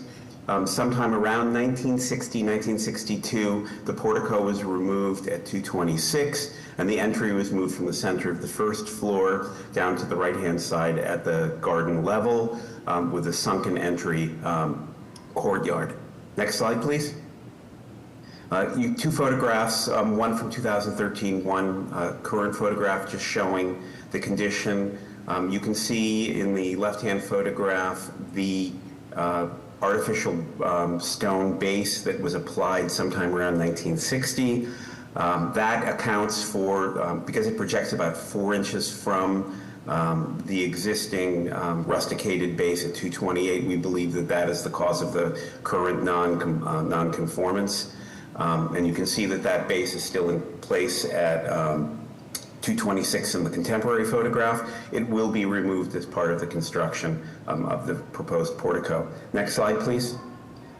Looking back at the Bromley maps from 1895 and also from 1898 and 1909, you can see the area where 226 is within the square that is highlighted on the map. If we can go to the next slide. So 226 is highlighted here with a red arrow. You can see that the projecting portico at that time projects about as far as the adjacent projecting bay at 224, and also about the depth of the adjacent property 228 with its bay window. But we're basically asking to reapply to the same distance from the encroachment within the setback as previously historically been. Next slide, please. So in this view down Beacon Street looking east, you can see 226 and 228 with their matching porticos just on the left-hand side of the photograph. Series of staircases running up to first floor landings, the length of the block, but these two projecting porticos present a somewhat unique condition. There aren't many examples like them within Back Bay. Next slide. A detailed photograph from 1941 showing the portico that we hope to restore, and another contemporary photograph on the right showing the condition in 1941 when it was still extant. Next slide. Just a view down Beacon Street looking toward the property at 226 with an arrow indicating roughly where it would be. An example of the steps that are typical and the landings that are typical along Beacon Street and throughout Back Bay. Next slide. This is a close-up view showing the sunken courtyard and existing entry into the lower level. Next slide. So again, returning to this slide showing our proposed portico and steps. We project 4 feet from the setback, giving a total setback of 16 feet, which is similar to what's happening at 224 and also at 228. There'll be a planting bed to the left of to the west of the stairs, and then stairs down to a lower level entry underneath the portico. Next slide. So 2 drawings showing the existing conditions on the left and our proposed portico on the right. And then a section drawing showing how the stairs with a storage area underneath it for mechanical devices. We assume that the gas shutoff and water shutoff will be in that area. And then how we have recessed the lobby vestibule into the facade a little bit in order to maintain that 4-foot setback. Next. And then here are 2 renderings showing how that might look on the street. So thank you for your time. Yeah, Madam Chair, if I may, just wanted to thank the Back Bay Architectural District and Commission, the Neighborhood Association of the Back Bay. Although this is just a front yard variance and fairly straightforward from a zoning perspective, as you can tell, there's a lot that went into this to get it to this point, and we had really great discussions with both groups. So I just wanted to wrap up by saying that, and also to mention that we did get a planning department recommendation of approval for the project. So thank you, Madam Chair. Thank you. Any questions from the board? Right, I do. I have a question regarding accessibility. I'm not sure how many units are existing, but I would imagine that you would trigger accessibility issues. And are you getting a MMAB variance for that? Yeah, Eric, do you want to address anything on accessibility? It's a single family residence. Okay, it's a single family, okay. Any other questions from the board? We have public testimony. Madam Chair and board members, Siggy Johnson with the Office of Neighborhood Services. Our office hosted an abutters meeting regarding this application on January 27th. 2 abutters had concerns about how the proposal would affect the historical aesthetics in a landmark district. They cited that the proposed portico is 2 feet deeper than the original one, and the building is intended to be a symmetrical twin of the next door building. The applicants explained that they needed to balance the historical aesthetics with changes to the building code since the building's construction that necessitated the design that they are proposing. The abutters and the Neighborhood Association of the Back Bay and the Back Bay Architectural Commission will continue to engage in a dialogue. With that background, our office defers judgment to the board. Thank you. Good morning, Madam Chair, members of the board. I'm here on behalf of Councillor Sharon Durkin, who represents the Back Bay. Just want to thank the proponent for the work that they've done with the neighborhood to get this right. And we did receive the letter from NAB of non-opposition to this. So for those reasons, Councillor Durkin urges support of this proposal. Next, we have Christian Simonelli. Good morning, Madam Chair, members of the board. Christian Simonelli, Boston Groundwater Trust. I just wanted to confirm that although this project was not cited for GCOD, because this is exterior work only, this was before the board in 2021, and there is an existing recharge system that has been approved and is in place. There was just some question of that in the neighborhood, and I just wanted to confirm that here today, the board. Thank you. Thanks. Madam Chair, no additional comments. With that, may I have a motion? Actually, Madam Chair, may I address one of the comments that was made? This is Eric Down. Yes, sorry. At the neighborhood meeting on January 27th, there was a recommendation that we pull the projecting portico back 2 feet, and further examination, we were able to pull the building back. So we listened to the neighborhood committee on January 27th and were able to comply with their request. Thank you. Was there a question from the board? May I have a motion? Madam Chair, I really appreciated learning a little bit about the history. The architecture team consulted a historic consultant that's pretty well known. With that, I would like to put forward a recommendation of approval. Is there a second? Second. Mr. Stenbridge? Yes. Mr. Valencia?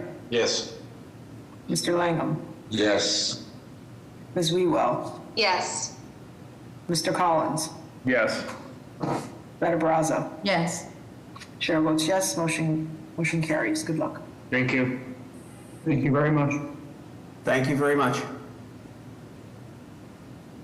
Next, we have companion Article 80 cases.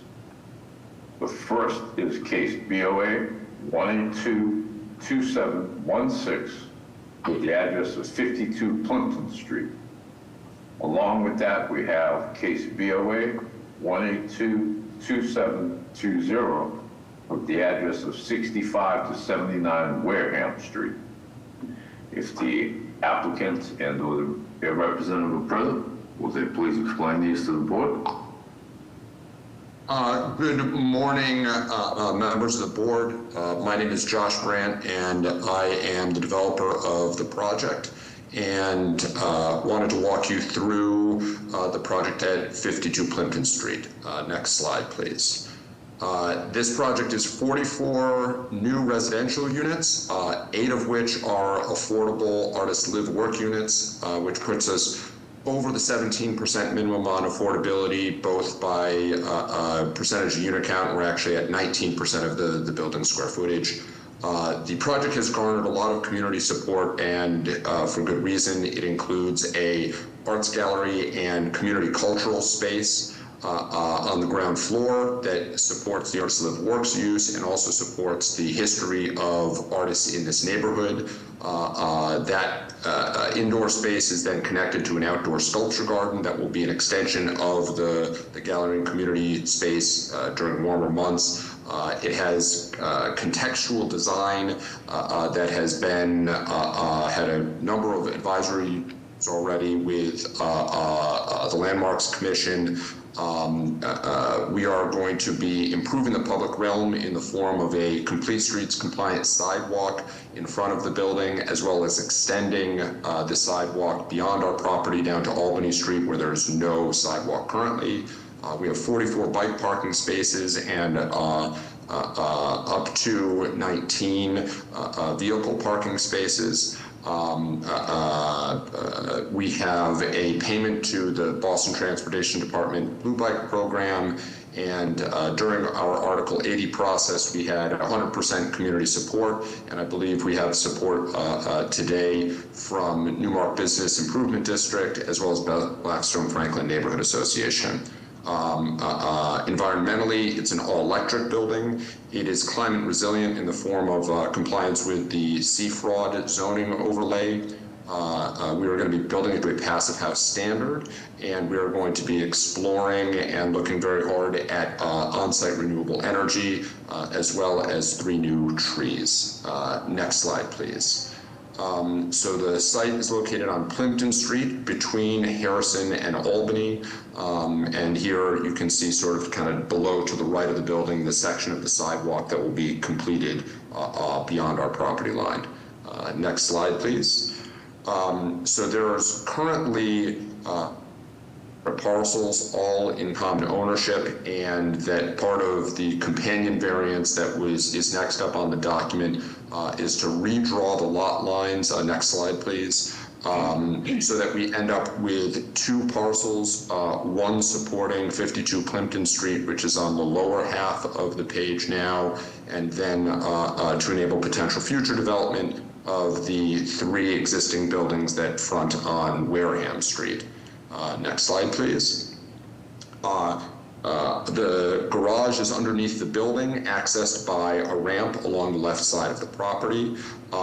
We have worked very nicely with the BPDA and specifically our project manager, Dylan Norris, to coordinate through their modernized Article 80 process, comprehensive review of our sidewalk and our entry sequence to be both complete streets compliant, cross-department approvable, and allowing for our handicapped access to access the building from the main entrance without a lift or lula, while also complying with CFROG, which elevates the top of first floor approximately 4 feet above the sidewalk. Next slide, please. This is our ground floor plan, and you can see that we have 8 of our artist live work units, which are actually duplexed with a mezzanine above. So these are going to be very interesting and unique spaces that we think are conducive to an artist live work use, with a double height space for approximately half, and then live work as well. On the left-hand side, toward the rear, you can see the gallery community use space and how that connects to our courtyard in the rear. And then we also, in the front in the lobby, have an additional gallery space that is from a just building program and wayfinding perspective is part of the residential building, but is an opportunity to publicly display and showcase artwork, ideally from the artists who are living in the building. Next slide, please. So we are using contextual massing, contextual materials, while also celebrating the fact that it is a new building, and it is, in our opinion, doing a very successful job of both respecting the architectural tradition and the architectural vernacular of the neighborhood, while also not pretending to be an old building, while being a new building. And should the board have any questions specifically around the design, our architect, Katri Del Tullian of SAC Architecture, is available to answer any questions. Next slide, please. From a zoning perspective, the only dimensional variance is for rear yard setback. And that is actually only required because of projected balconies we have on the rear of the building to add to usable open space for the people who live on floors 2 through 5. The actual footprint of the building is 20 feet away per the required setback. We are not seeking any zoning relief for height. We are not seeking any zoning relief for density, just the rear yard setback as dimensional variance. Our parking, we are at 0.36 per unit. We are seeking a variance to not have a loading bay, and that is largely because we don't think it's needed given the nature of the building. And also we have, through our design, made accommodations for trash removal without a loading dock. We have a variance for an accessory structure in the rear yard, and that structure is primarily to support the sculpture garden and exterior programming. And we also have the companion variance that we'll hear next for 6579 Wareham, which is functionally a redrawing of the lot lines. It's what is triggering that. Conditional use-wise, residential and live work uses are conditional in the EDA, And while that was a conditional use when the overlay was established, I believe about 15 years ago, the neighborhood has been trending very meaningfully towards mixed use. And even though it's just outside the Newmark Business Improvement District, we had a lot of direct engagement with Newmark BID, and they have offered their support, including the residential use. We also need a conditional use for GCOD, and we need it's in a restricted parking overlay district to allow for a parking space accessory to the gallery. So with that, I would open it up to the board for any questions. Thank you. Are there questions from the board? Yes, Madam Chair. Yes. There's a number of homeownership units being provided, which is a good thing. There are 8 income restricted units. What's the AMI for those? Those are at 80%, half of them are at 100%. Okay, thank you. Yes, I have a follow-up question about this. I see that the project has 3 bedrooms, 2 bedrooms, 1 bedroom, lofts, and studios. And my question is, why out of the 8 IDP units that you are offering to the city, why there are no 1, 2, and 3 bedrooms? I understand that there should be a mix. And so that is a question for you and also for anyone who is from the Mayor Office of Housing here. From our perspective, because there is a clear cultural use for the artist live workspaces, that this is an intentionally differentiated unit to support live work. And I think that is the short answer for it. And in terms of them being on the ground floor, which is not typical, the idea is to create a center of gravity around the arts use, with the live workspaces on the ground floor supported by the gallery space on the ground floor as well. Great, thank you. Thank you. Any other questions from the board? May I have public testimony? Yes, Madam Chair, members of the board, Connor Newman with the Mayor's Office of Neighborhood Services. This time the Mayor's Office has deferred to the judgment of this board. It's back information in the community process. This went through a Boston community process involving a public meeting over the summer. The applicant connected with the Blackstone Franklin Neighborhood Association, which was fully in support of the project and appreciated working with the proponents. With that, we'll defer to the board. Next, we have Dylan Norris from the Planning Department. Good morning, Madam Chair, members of the board. My name is Dylan Norris. I am the project manager with the Development Review Division of the Planning Department and the project manager for the Article 80 small project before you today. The proponent team filed their small project review application in relation to the 50 Plimpton Street project on June 27th, 2025, which was distributed through the South End Neighborhood Distribution List.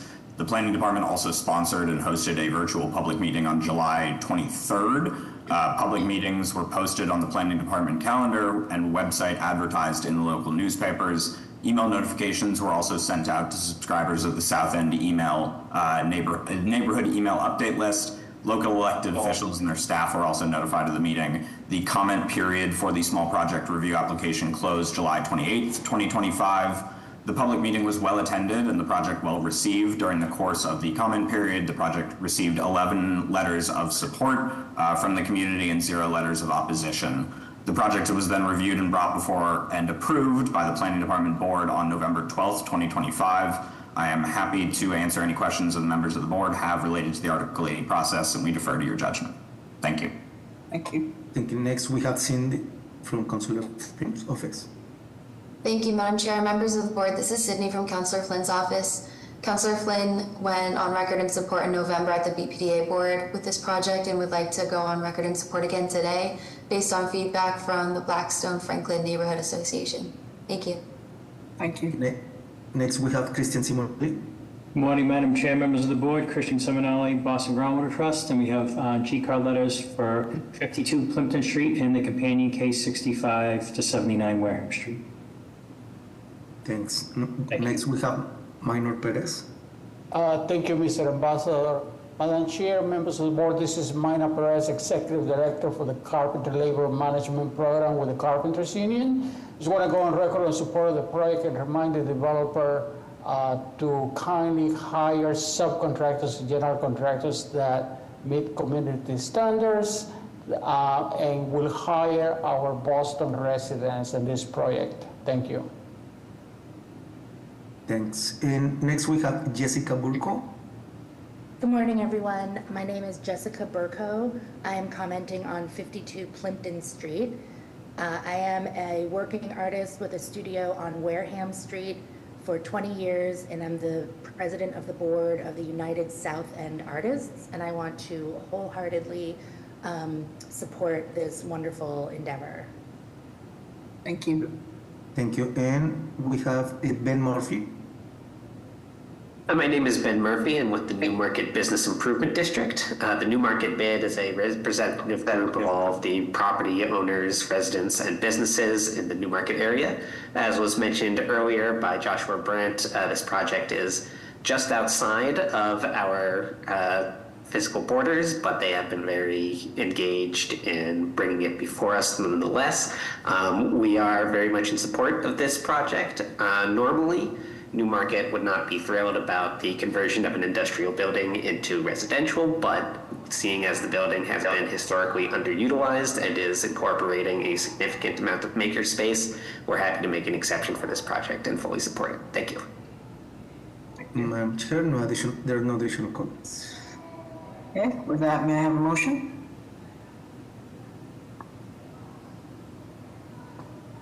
Madam Chair, I'll make a motion of approval. Is there a second? Second. Mr. Stenbridge? Yes.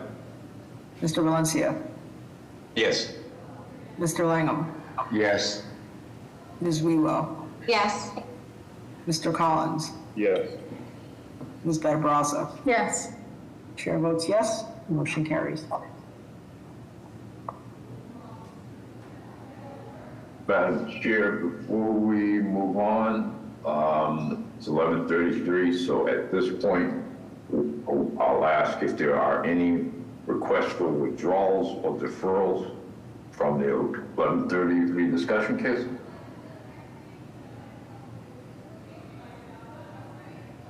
Joshua, are you raising your hand for one, for a deferral? I just wanted to make sure I had seen on the screen that we skipped over the second item second BOA case we have, and I just wanted to make sure that we were going to be heard. Okay, well, let's finish what we're doing right now. Okay. We had read that in, so whether that counts or not. Okay. Okay, so it sounds like there are no deferrals for 11:30, so we'll go back. Okay.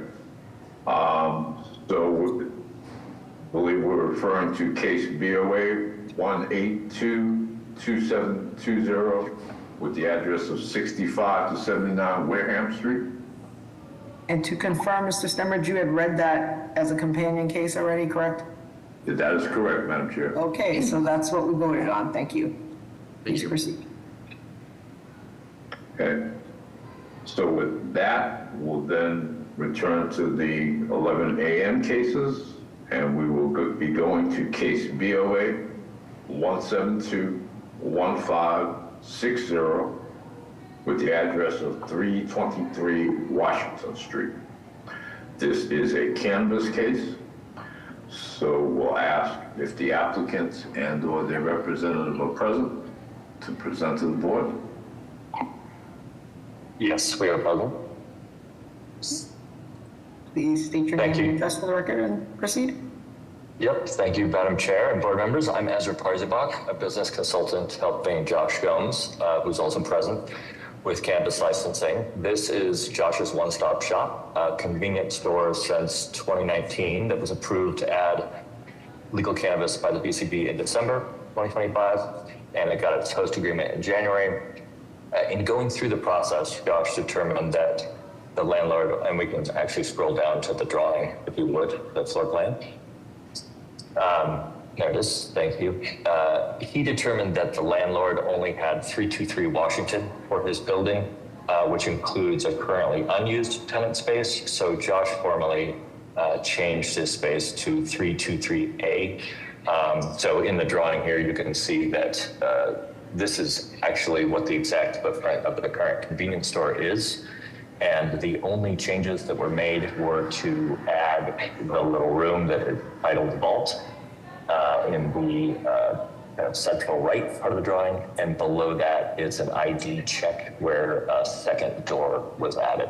So those are the only changes that were made structurally. VCB approved it as far as security and operations.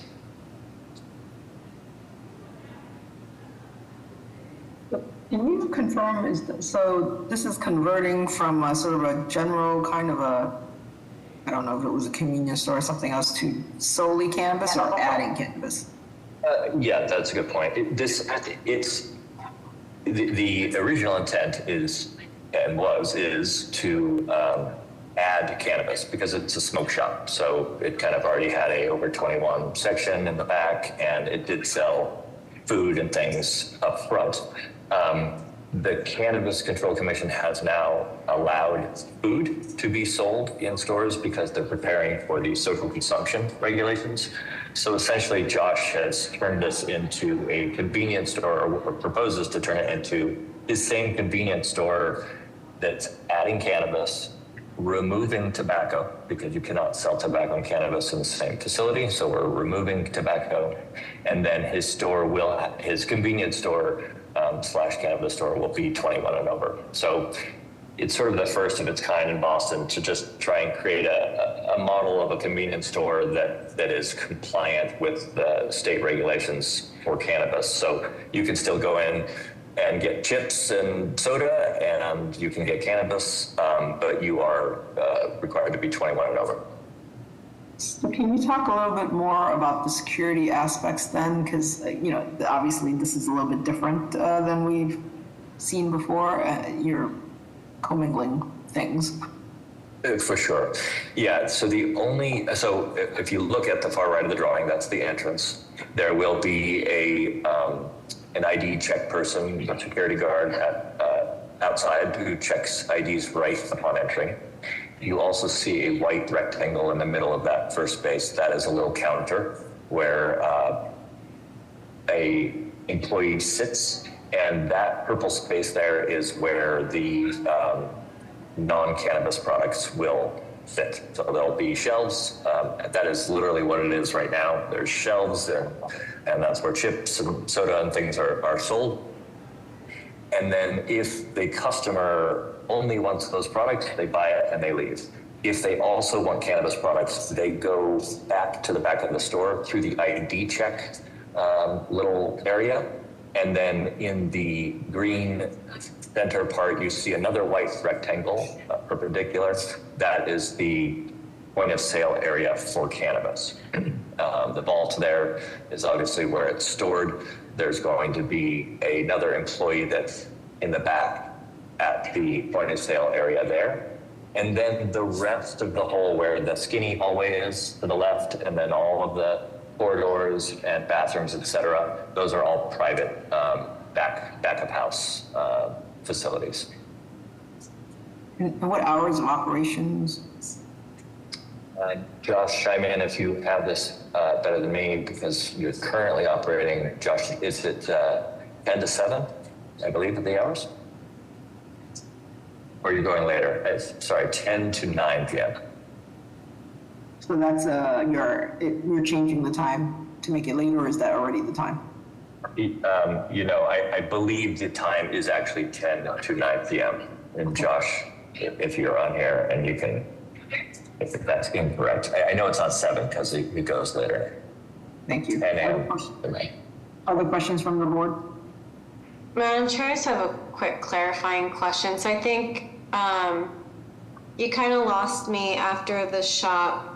How would a customer exit this facility? And I think what I'm sort of honing in on is that lobby space in blue. That is actually, yes, a little confusing there. That is all private, completely private.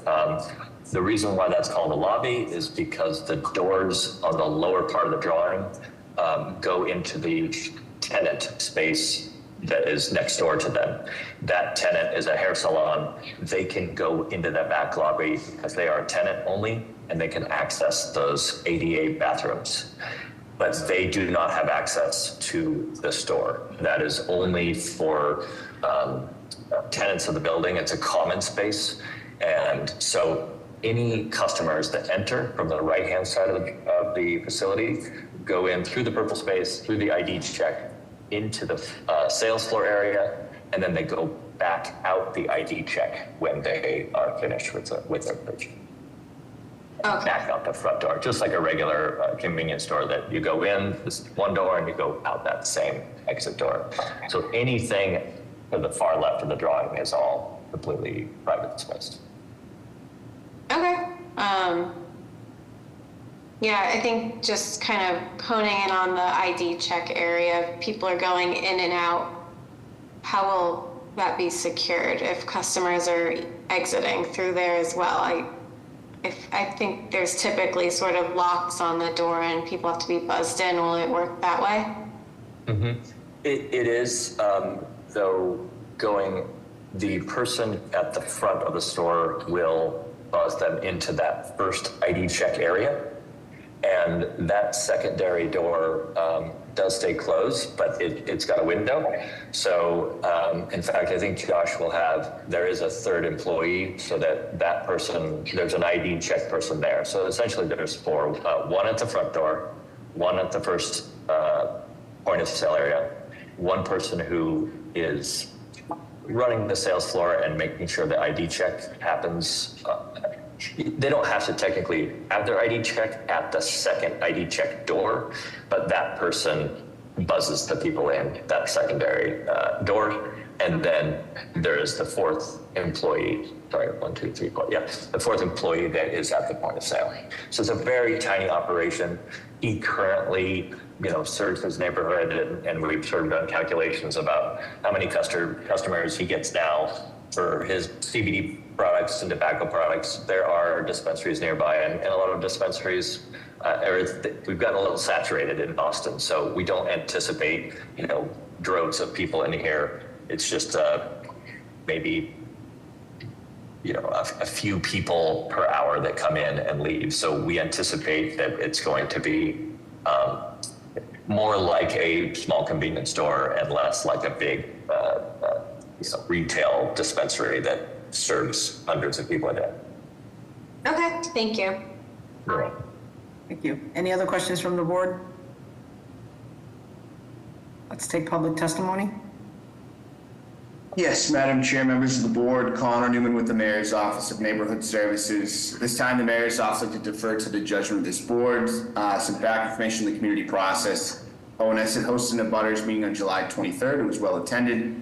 There was a mix of opinions in the meeting. Some residents were in support, citing Josh's outreach and work with the community, and felt that this was an opportunity for another minority-owned business to thrive in this space. There were those who had concerns, expressing they felt there was already a number of dispensaries in the Dorchester area and were concerned about another one being added to that, as well as concerns with the spacing, would be large enough for this type of operation. We received 9 letters in support from Dorchester residents, a couple of them with addresses not far from the 323 Washington Street. We also received notices from the Harvard Washington Norwell Neighborhood Association, which was opposed, as well as the Greater Chamberlain Neighborhood Association, who was also opposed as well, citing that they felt that this kind of high-level business with a lot of regulations would be difficult for the applicant to succeed at. With that information, we'll defer to the board at this time. Eventually, it was, as you're aware, approved by the Boston Cannabis Board. Thank you. Thank you.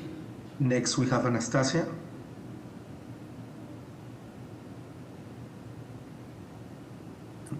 Anastasia? Anastasia.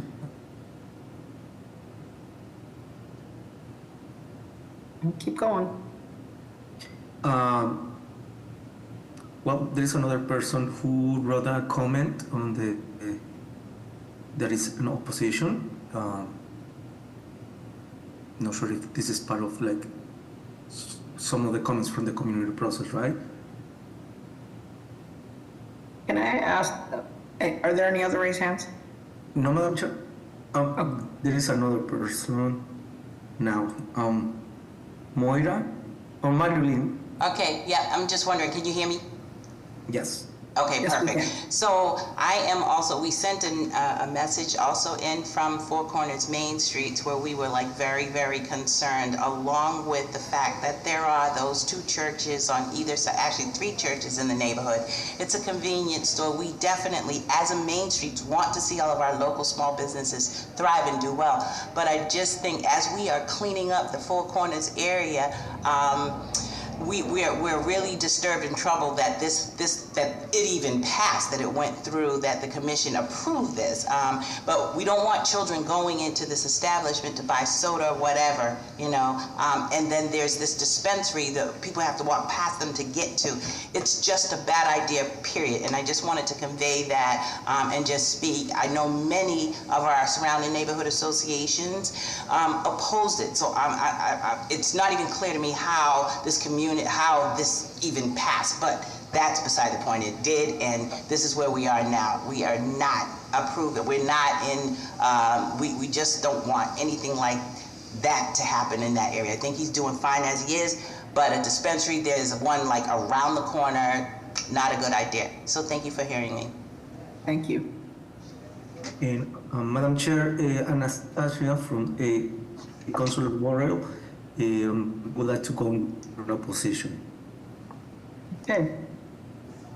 Can the applicant answer, how long has this person been in business, and is this the only store they've operated that relates to? I can answer that. So that's since 2019, and he does have another convenience store that he operates, I believe, in Roxbury. Any other questions from the board? May I have a motion?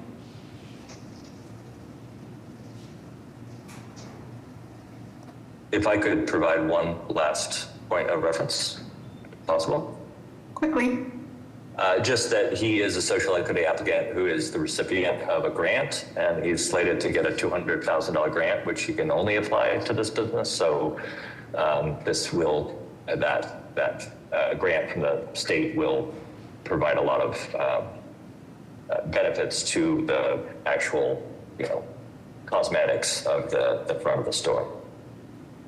So the grant is specifically for this cannabis proposal. Is that what you're saying? That's correct. Can you remind me again how close is a nearby cannabis store to the proposed location? So by my calculations, it is about 0.4 miles. So it's about several blocks away. There was one called 617 that did close down. So I believe the closest one is Pure Oasis, which is almost a half mile away. Mm-hmm. And can you remind me again the regulation from the cannabis, how far away the cannabis should be? Typically, a mile radius? Yeah, the state does not have a buffer requirement for other establishments, only for schools, so 500 feet. But the city of Boston has a buffer requirement of half mile. Half a mile. And that's right. And there's a lot of precedent for waiving that just because of various neighborhoods or, the board determining that 2 can be in the same neighborhood. There are some neighborhoods where there are literally 2 within a couple hundred feet of each other. In this case, it would be many blocks. Okay, thank you. I don't have any further questions. I just have more of a comment and a question, I guess. I appreciate that your client's a social equity applicant. I think the thing that's giving me pause personally is that you have this sort of unrestricted use of a convenience store co-located with a use that requires additional security measures. So I don't know if I really have the confidence that the two uses can coexist on the same site. And I just question whether your client would be eligible for the grant at a different site. I think I'm just not convinced that this is the right location for this with how the two uses will operate together. Thank you. That's a good Any point. other? And if I could just... response, or are you looking for other board members? Ms. Luro? I think just throwing it out there, I'm not sure where my colleagues are at, but if the client would like to respond to that, I just want to be transparent where I think Katie, I just don't want this to become a back and forth. No, I think Katie, you do have a good point in regards to like setting up a typology, like a new precedent of a mixed use of convenience store / cannabis.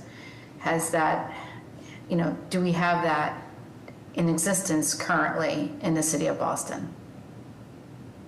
Typically, the use are separate. So I think I would love to hear Hampton let us know if, for zoning wise, if there is a mixed use that has been approved in the past. Are you available, Mr. Hampton? Yes, thank you, Madam Chair, members of the board, Jeff Hampton, City of Boston Planning Department.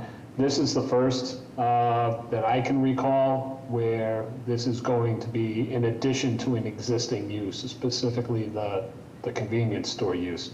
As you had mentioned, Ms. Betta-Barraza, usually it's a standalone use, and this is the first that I can recall of this being added to an existing retail use. Great, thank you.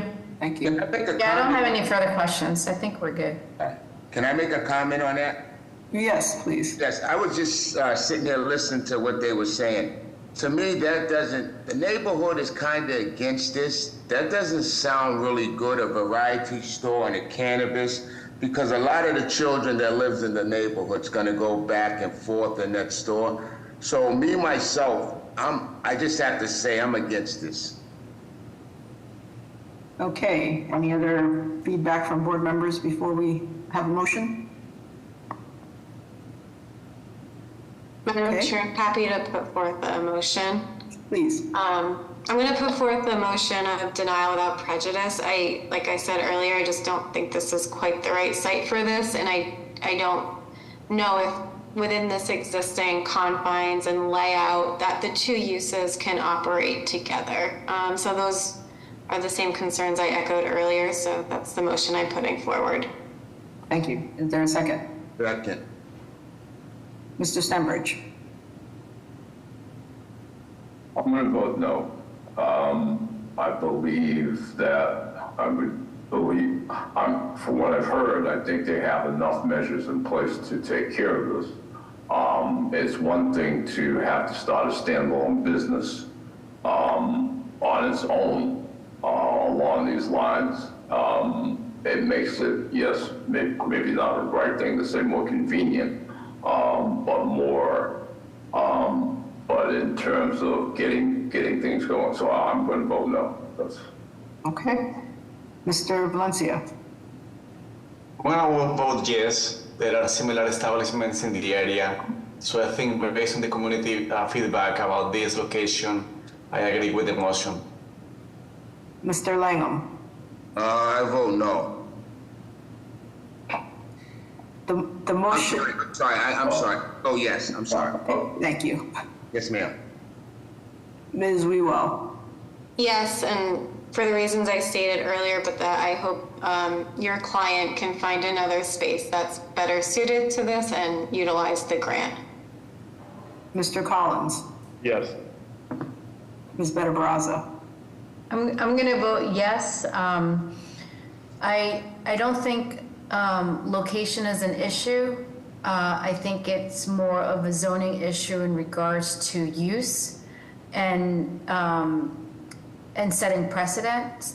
So this is why I'm voting yes. I think the convenient use that any age can enter an establishment versus one of cannabis, which is a regulated use per age, those two uses needs to be separated. Chair votes yes, the motion carries.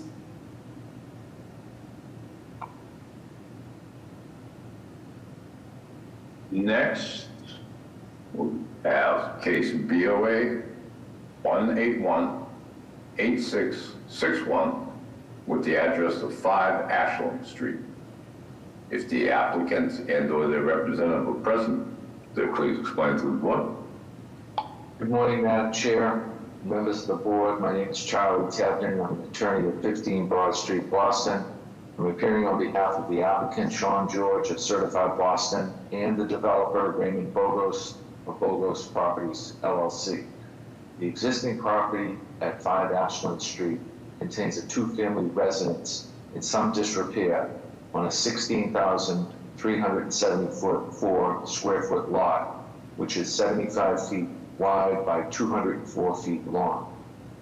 The proposal is to construct a townhouse-style dwelling with 6 units, which units live like single-family homes, each with 3 bedrooms, an office, 3.5 baths, and catering towards families who wish to stay in the city. Each unit comes with 2 garage parking spaces at grade. There are 3 stories proposed. The height is 33 feet, and the size of each unit is approximately 2,100 square feet. The building is designed to appear more like a single-family dwelling from the street, and with the pitched roof and gable end facing Ashland Street, it ties well into the fabric and history of the Glenpoint neighborhood. The property is located approximately 1/2 mile from the Fields Corner MBTA station and approximately 1/2 mile to the Savin Hill Natural Area and Waterfront and to the Freeport Street and Morrissey Boulevard thoroughfares. The proponent, Sean George and Bogos Properties LLC, has completed the neighborhood process and the abutter process with strong support from direct abutters. We have submitted to the board a number of letters of support from direct abutters, including abutters at number 9 Ashland, 11 Ashland, 31 Rear Ashland, etc. There is no opposition of which we are aware. We've also been in close communication with the Office of District City Council John Fitzgerald regarding the proposed project before, during, and after the community process. Looking at the surrounding context, we feel that this project is appropriate. There are multifamily residences located on nearly all sides of the property, and as noted by the Planning Department, number 5 Ashland Street is the largest residential lot on the block and is suitable for development of multiple units of housing, and the design respects the surrounding scale and character of the neighborhood and furthers city planning goals. We understand that the Planning Department has recommended approval of this project with design review with an eye toward increasing the existing building alignment to preserve historic character where appropriate. And the Planning Department recommendation concludes that the requested zoning relief for this project is appropriate. We would like to note that page 2 of the Planning Department recommendation further suggests that the building be set back 6 feet further than designed to increase the alignment with other buildings on the street and the existing 15-foot yard depth. Again, what is proposed is a 9-foot setback from the lot line to the edge of the front porch. In response, we believe that the Planning Department's recommendation could be met by adjusting the plans to increase the front yard setback from 9 feet to 15 feet, which adjustment would also then not create an additional variance needed from the rear yard setback. Finally, I would like to also note there is a minor typographical error in the Planning Department's recommendation supporting the requested relief, in that it mistakenly refers to the proposal as a 5-unit project when it has always been a 6-unit project. I would respectfully defer to Jeff Hampton from the Planning Department, who I believe can confirm that the reference to 5 units in the recommendation is a minor typographical error. Lastly, the proponent, Sean George and Raymond Bogos, as well as the architect, Eric Sackerson of Context Architects, are also available on this hearing to answer any process or design-related questions. Thank you. Thank you. Are there questions from the board? Hearing none, may I have public testimony? Hello, Madam Chair, members of the board. My name is Eva Jones, representing the Mayor's Office of Neighborhood Services. Regarding 5 Ashland Street, our office defers to the board's judgment. A community process was conducted, including an abutters meeting held on 2/3/26 that was lightly attended by community members, where productive conversation was had regarding the proposal. Additionally, we did also receive 6 letters in support, 2 of which were from direct abutters. The proposal was not in the catchment area of any civic associations and was not requested to meet with any. At this time, the Mayor's Office of Neighborhood Services defers to the board's judgment on this matter. Thank you, everyone, for your time and consideration.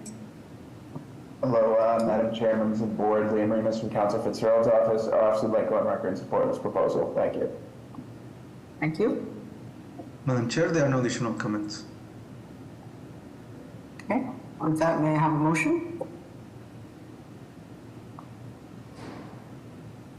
Madam Chair, I'd like to put forward a motion of approval. Is there a second? Second. Mr. Stenbridge? Yeah. Mr. Valencia? Yes. Mr. Langham? Yes. Ms. Wewell? Yes. Mr. Collins? Yes. Ms. Benabraza? Yes. Chair votes yes, the motion carries. Thank you, Madam Chair, members of the board, and also Mr. Ambassador. Nick? Thank you, everyone. Next, we have case BOA 1823317 with the address of 185 Wachusett Street. If the applicant and or their representative are present, would they please explain the case they were doing? Hi, good morning. I am Stephen Daly. I am a homeowner here at 185 Wachusett Street, and we seek a few items of relief for our home in order to expand up a level on an existing non-conforming property to add a couple of bedrooms and a bathroom for our family in an effort to stay in the city of Austin and our kids' schooling and education going strong here and maintain our kind of neighborhood networks. We are looking to add approximately 600 gross square feet to the building at the rear of the property, which you can see there in this demo plan. That blue square was where the addition will be. We are, as a result, that means we need FAR relief, relief in number of stories, and side yard setback relief, given the existing non-conforming nature of the house. We're looking to go from a 0.53 existing FAR to 0.68, with 0.6 being the threshold, and going from 2 stories with an unconditioned attic to essentially a 3-story, partial 3-story building. We are only encroaching on our side setbacks, and as the zoning relief request outlines, and height is all good, and it's just the number of stories that we're trying to go for here. We're designing the building, the Woodbourne neighborhood that we are in. We've been here for 13 years and love it, and has a very strong sense of history and community around the typology and the diverse buildings in the neighborhood. And we're looking to maintain the craftsman character of this home and bring details of the existing home into the addition that really homogenizes the whole building and maintains the existing character in the neighborhood. We've been through the community process, so there have been no comments or requests for changes that we've received directly, and really looking to just improve our family's quality of life and stay residents of City of Austin here. Thank you. And with that, I turn it over. Thank you guys for the time. Questions from the board?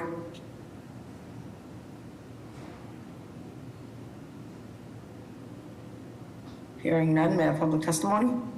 Madam Chair and members of the board, for the record, my name is Jeremy Bembury. I'm the Jamaica Plain Community Engagement Specialist for the Office of Neighborhood Services. The applicant has completed the community process, which consisted of an abutters meeting facilitated on December 8th. That was very well received by the community with overwhelming community support. Abutters were pleased to be informed and happy to see the proposal constructed. Next, the proponent presented to Jamaica Plain Neighborhood Council on January 7th, where they voted to approve the proposal. To date, our office has received 1 letter of support from the Jamaica Plain Neighborhood Council requesting the board to approve the proposal. proposal. Thank you for your time, and the Mayor's Office of Neighborhood Services would like to defer. Thank you. Madam Chair, no additional comments. Okay. May I have a motion?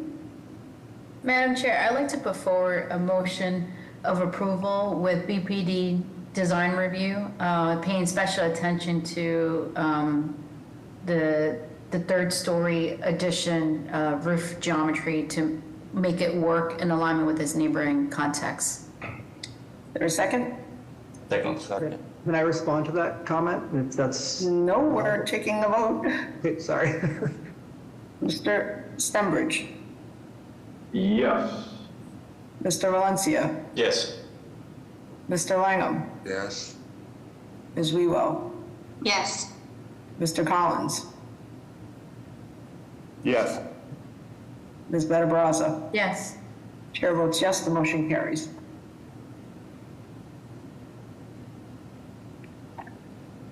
Next, we have case BOA 1808115 with the address of 67 Bell Avenue.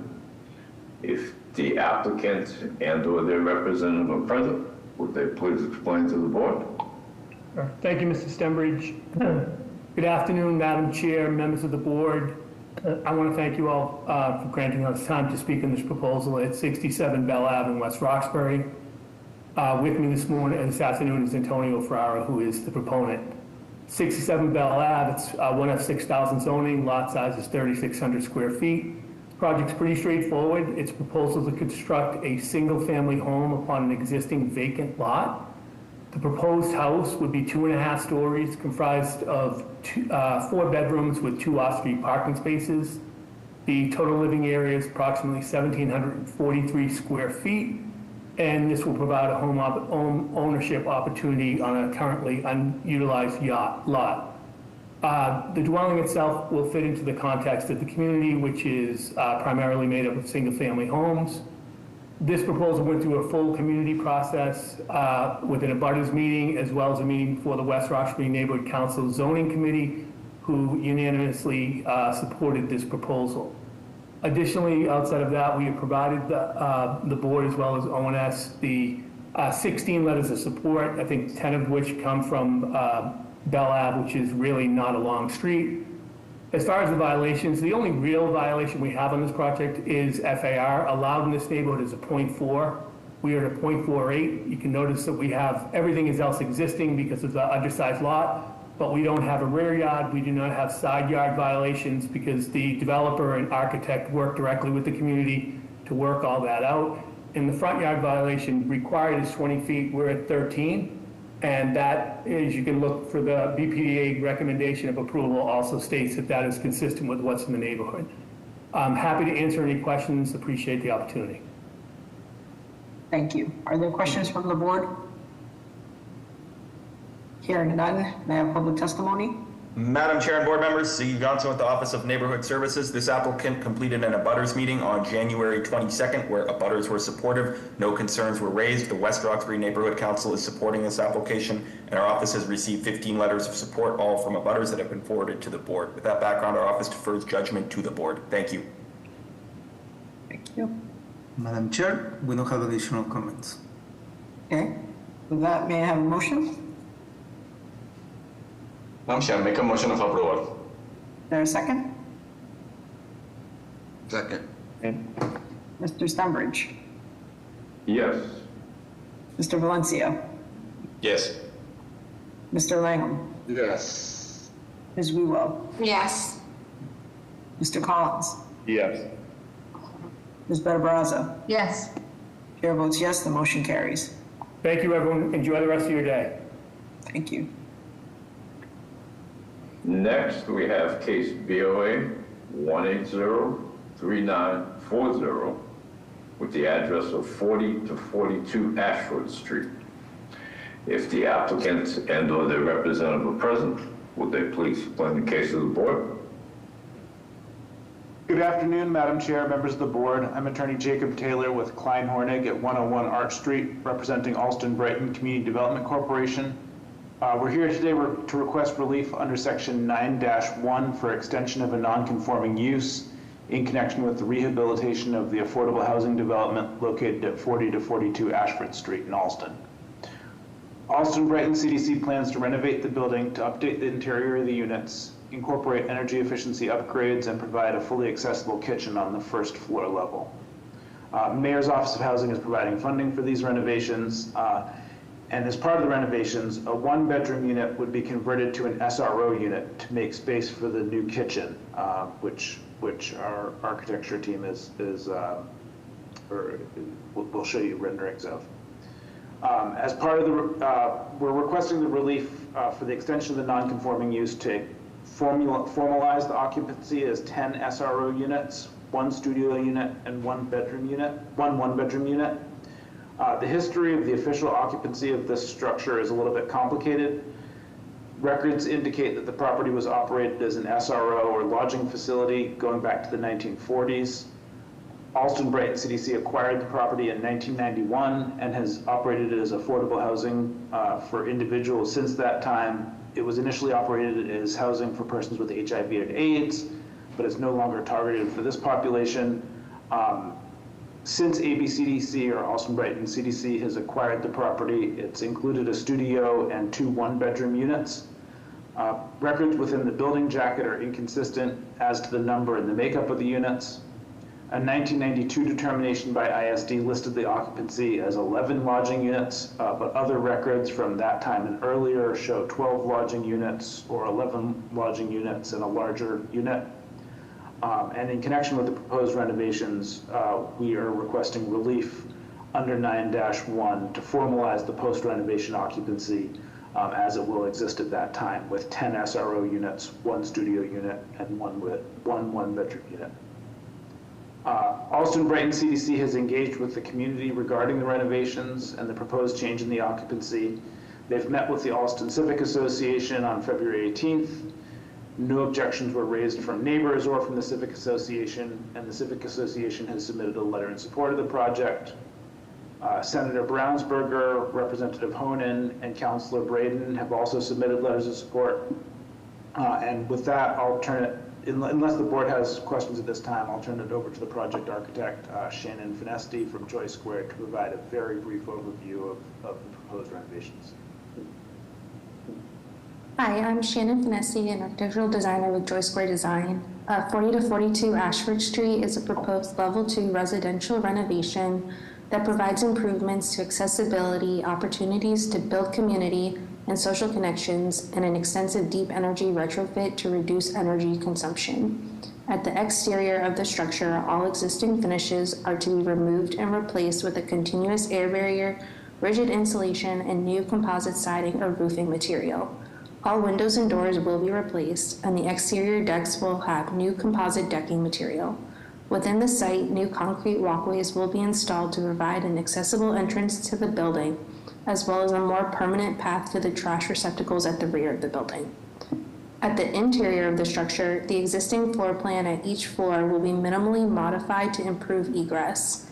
At the first floor, a Group 2A accessible studio apartment will be created, providing an accessible bathroom and laundry facility within the unit. The first floor will also provide an accessible common kitchen and common laundry that will be available to all residents. 40 to 42 Ashford Street will have all new ERV units installed at each floor, providing constant fresh air and exhaust to each floor. All building systems will be fully electrified, with new heat pumps providing residents air conditioning for the first time. The existing sprinkler system will be modified to accommodate the new floor plan revisions, and all existing plumbing fixtures will be replaced with energy-efficient water-sense fixtures. All proposed updates are to provide the residents with a more accessible home while providing significant energy savings. Thank you. Any questions from the board? May I have public testimony? Madam Chair and board members, Siggy Johnson with the Office of Neighborhood Services. This applicant has completed the community process. Our office oversaw distribution of an informational flyer to all occupied parcels in a 300-foot radius, which solicited no comments, and the Alston Civic Association is in support of this application. That background judgment is deferred to the board. Thank you. Thank you. Next, we have Joe Baker from Office of Housing. Thank you very much. I'm Joe Backer, Senior Development Officer with the Mayor's Office of Housing. We have awarded $800,000 in funds to support the deep energy retrofit that was described at this property, and have been working closely with the team throughout the process to ensure the benefits for the residents that were described. So we are in support of this project. Thank you. Next we have Moira McRae. Good afternoon. This is Moira McRae from Councilor Braden's office. Councilor would like to go on record in support of this project. This project will enable the Also Right CDC to preserve and improve this property, which will allow them to continue to house, create, enable affordable housing for lower income residents and Also Right. Thank you. And we have Tony Disidoro. Good afternoon, Madam Chair, members of the board. Tony Disidoro, representing the Austin Civic Association. The Austin Brighton CDC is a shining star in our community. We'd like to go on record in support. Thank you. Madam Chair, there are no additional comments. Okay. May I have a motion? Motion to approve. There a second? Second. Mr. Stembridge? Yes. Mr. Valencia? Yes. Mr. Langham? Yes. Ms. Wewell? Yes. Mr. Collins? Yes. Ms. Benabraza? Yes. Chair votes yes, the motion carries. Good luck. Thank you. Next, we have case BOA 180-7244 with the address of 15 Chester Street. If the applicant and or their representative are present, would they please explain to the board? Good morning, Madam Chair, members of the board. Attorney Sean Regan with the business address of 125 High Street, 4th floor, Boston, on behalf of the applicant, 15 Chester LLC. We are before you today just seeking to legalize existing living space in the basement consisting of 2 bedrooms with no new work proposed. The basement living space was constructed approximately 15 to 20 years ago and was not properly legalized at that time. In 2017, ISD and the fire department discovered the non-conforming space and issued a violation that the fire alarm and unpermitted bedrooms needed to be legalized. The fire safety work was completed at that time, including fire alarm and egressable windows. But unfortunately, that builder also passed away prior to finalizing the permit with ISD and BFD.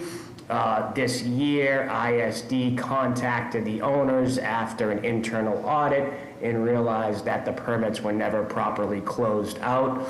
And so we have submitted this proposal to legalize that space, which has triggered extension of non-conforming use and a violation of floor area ratio. Key points for the board: all life safety measures are in place, including conforming fire alarm and egressable windows with window wells, and there is no building code relief being sought. And with that, I'll pause. Thank you. Are there questions from the board? Hearing none, I'll take public testimony. Madam Chair and board members, Siggy Johnson with the Office of Neighborhood Services. This applicant attended an abutters meeting hosted by our office on February 10th, at which no comments were made. The applicant has also met with the Alston Civic Association. With that background, our office defers judgment to the board. Thank you. Madam Chair, we don't have additional comments.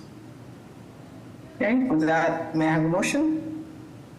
Madam Chair, I'd like to put forward a motion with the proviso that the project doesn't undergo any building code relief. Approval with a proviso of no building code relief. Thank you. Is there a second? Again.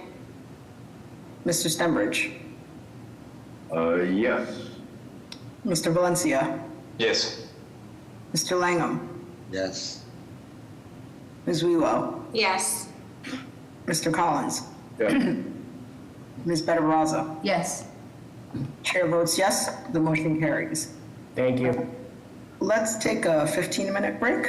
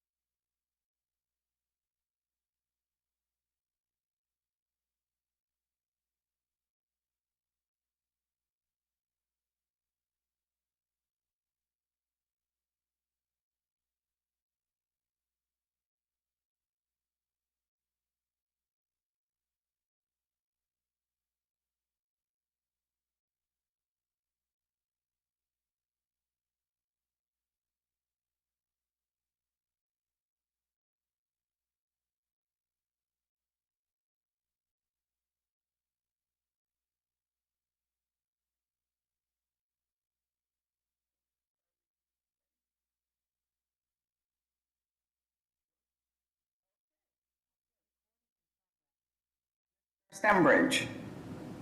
Present, Madam Chair. Mr. Valencia. Present. Mr. Langham. Present. Ms. Wewell. Present. Mr. Collins. Present. Ms. Better Brazza. Present. All right, the floor is yours, Mr. Stembridge. Thank you, Madam Chair. We will go to the rediscussion hearing cases scheduled for 11:30 a.m. We'll ask again if there are any requests for withdrawals or deferrals from this time frame. And hearing none, we will go to case BOA 177-6341 with the address of 19 Bardwell Street. If the applicant and/or their representative are present, would they please explain the case to the board? Thank you, Madam Chair and members of the board. Vernon Woodworth, 9 Elizabeth Street, with the applicant Marco de Barros. Marco resides at 19 Bodwell Street. It's a two-family building.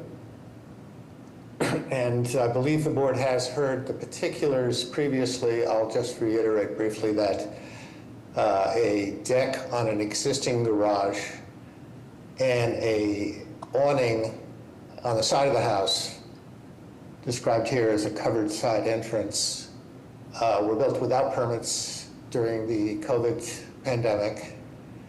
You can see that the lot is relatively small with very little usable open space. The garage did have a flat roof, and the opportunity for exterior enjoyment was irresistible, but there are several code violations of the zoning code as a result. And it's my understanding that there have been minor concerns by one abutter, but that otherwise abutters are in support of this application.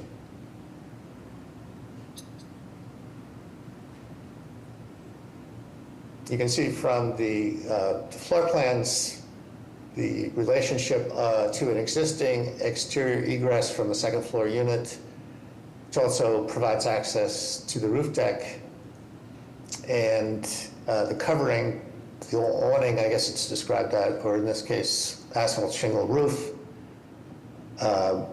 also integrates two exits from the existing residence in a covered area, which was built for the applicant's mother during the COVID pandemic to allow her some exterior enjoyment. So maybe there's been confusion, but the garage has been existing for some time. So framing plans were submitted. My understanding is that ISD will review building code issues separately if variances are granted from the zoning code. Are there questions from the board?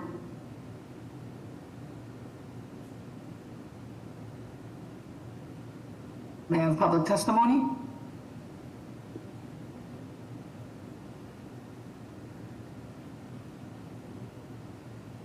I'm not sure if somebody from ONS is speaking. Sorry, I wasn't sure if my colleague would be jumping on, but I can fill in here. So we conducted an abutters meeting on October 21st of 2025. It was very lightly attended, no questions were raised. We did receive a letter in opposition from a resident expressing concerns related to the setback and how the deck was installed on the property, without permits, and just the safety aspects of that deck being installed without railings, etc. It sounds like that's since been addressed, the railings, but the resident remains in opposition. They were connected to the Uplands Corner Civic Association. I don't have a result from that Uplands Corner West Side, excuse me. But with that information, we'll defer to the board. Thank you. Thank you. Okay, next we have Anastasia.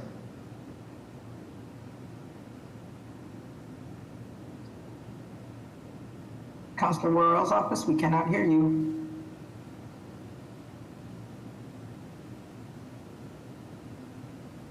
Any other raised hands? Yes, I think we have met. Usman, unmute yourself now.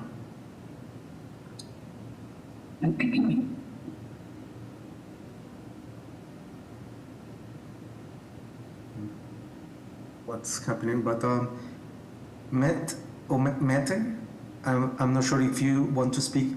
I'm sorry, my name is Meta. It's for the next case. I was just asking to be added. Okay. Apologies. Yeah, Okay. without Madam Chair, we don't have additional comments. Okay, Mr. Hampton, I'm not sure we saw a recommendation. Can you weigh in? Yes, thank you, Madam Chair, members of the board. Jeff Hampton, City of Boston Planning Department.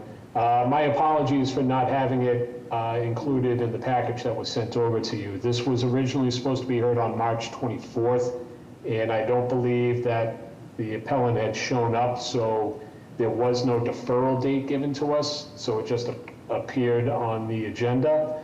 But back for that hearing, we recommended approval of this case. Thank you. Any other questions from the board? May I have a motion?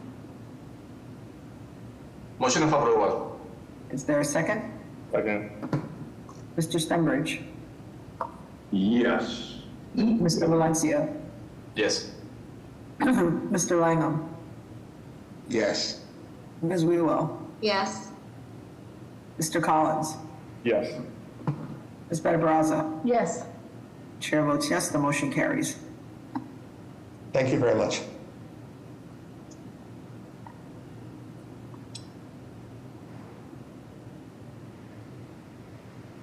You're on mute, Mr. Stenbridge. Oh, sorry about that, Madam Chair. We have case BOA 1642295 with the address of 33R Princeton Street. If the applicant and or their representative are present, will they please explain?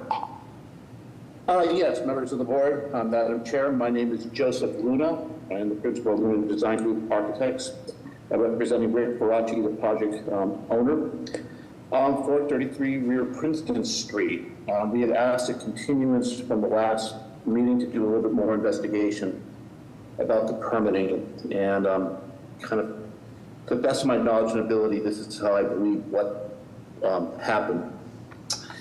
In July of 1992, a permit was granted for the rear garage. You can see it in the lower left-hand corner of the site plan on your screen, to do some roof replacement and replacement of part of the exterior walls. At the time, the inspector was John Walsh, who was now since retired. Sometime after that, a permit was granted, and I should also note that the applicant on the permit was the homeowner, Richard Barachi. Copies of those permits were submitted to the board 2 days ago to be included in this presentation. At some point, that permit was amended, or at least we believe it was amended, but there was nothing ever recorded on that. Subsequently, during this time, Mr. Barachi, if you could speak more about this in the public comment phase, was going through some personal difficulties with the loss of his wife. There is nothing on file showing the amendment of the permit. And in 1999, the permit was actually just abandoned on April 1999. There is no records of anything in the file as far as final sign-offs, etc. And on and around the time in 1993, the apartment that was built over this was occupied. The current tenant is Meta Kreutzmann, who actually just came on earlier, who's been in the apartment for 14 and a half years and pays below market rate rent. We have reviewed and inspected the unit and determined that there are some code violations that would need to be updated, which is there was no second egress and a new proposed egress stair. We put in the egress door needs to be widened to 3 feet, and we need a code compliant smoke and CO detector as part of the work. I cannot confirm any of the work that was not exposed at the time, but the apartment was clean and did not pose, in our opinion, any potential life safety orders. We are seeking a number of zoning reliefs on this, but we would request that the board grant relief since it has been an occupied apartment for this amount of time. The current tenant has been here again for the last 14 and a half years, and then on the proviso that the proposed improvements for egress, smoke detectors, and widening the door be included. Questions from the board? Yes, Mr. Luna, I was looking at the presentation in the documents that you submitted, and there are no elevations. So it's really hard to see what is existing right there, because I understand that this is an existing addition on top of the garage. So unfortunately, there is not really much to see at this moment. Now, I wanted to ask actually the planning department, Mr. Hampton, if you can come for a second. I see that the recommendation from the planning department is for denial. And my question is, what will be the follow-up for this case? If there is a denial, the structure is already there, so what they have to do after the zoning hearing? That I can't answer. That's a legal question. I mean, I can speak to our recommendation and why. I mean, there are no records that shows that any work was done. We don't know any legal record of when this was a dwelling unit. I mean, we can take the appellant's word for it, but our recommendation is based on what we don't have. And we don't have any records of this being done legally, nor do we have any record of it being a dwelling unit for as long as they say they have. What happens after the fact? I don't know. I don't know what happens. Yeah, thank you. I was thinking about that. Are they going to be in the limbo, like with a building that is already there with no approval, but also no recommendation for demolition or getting new permits? I'm not sure if anybody from ISD can provide feedback, but that is all at this moment, Madam Chair. Thank you. Mr. Stenbridge, you're on mute if you have a comment or question. Sorry, it's Caroline Burkhardt, Legal Department at ISD.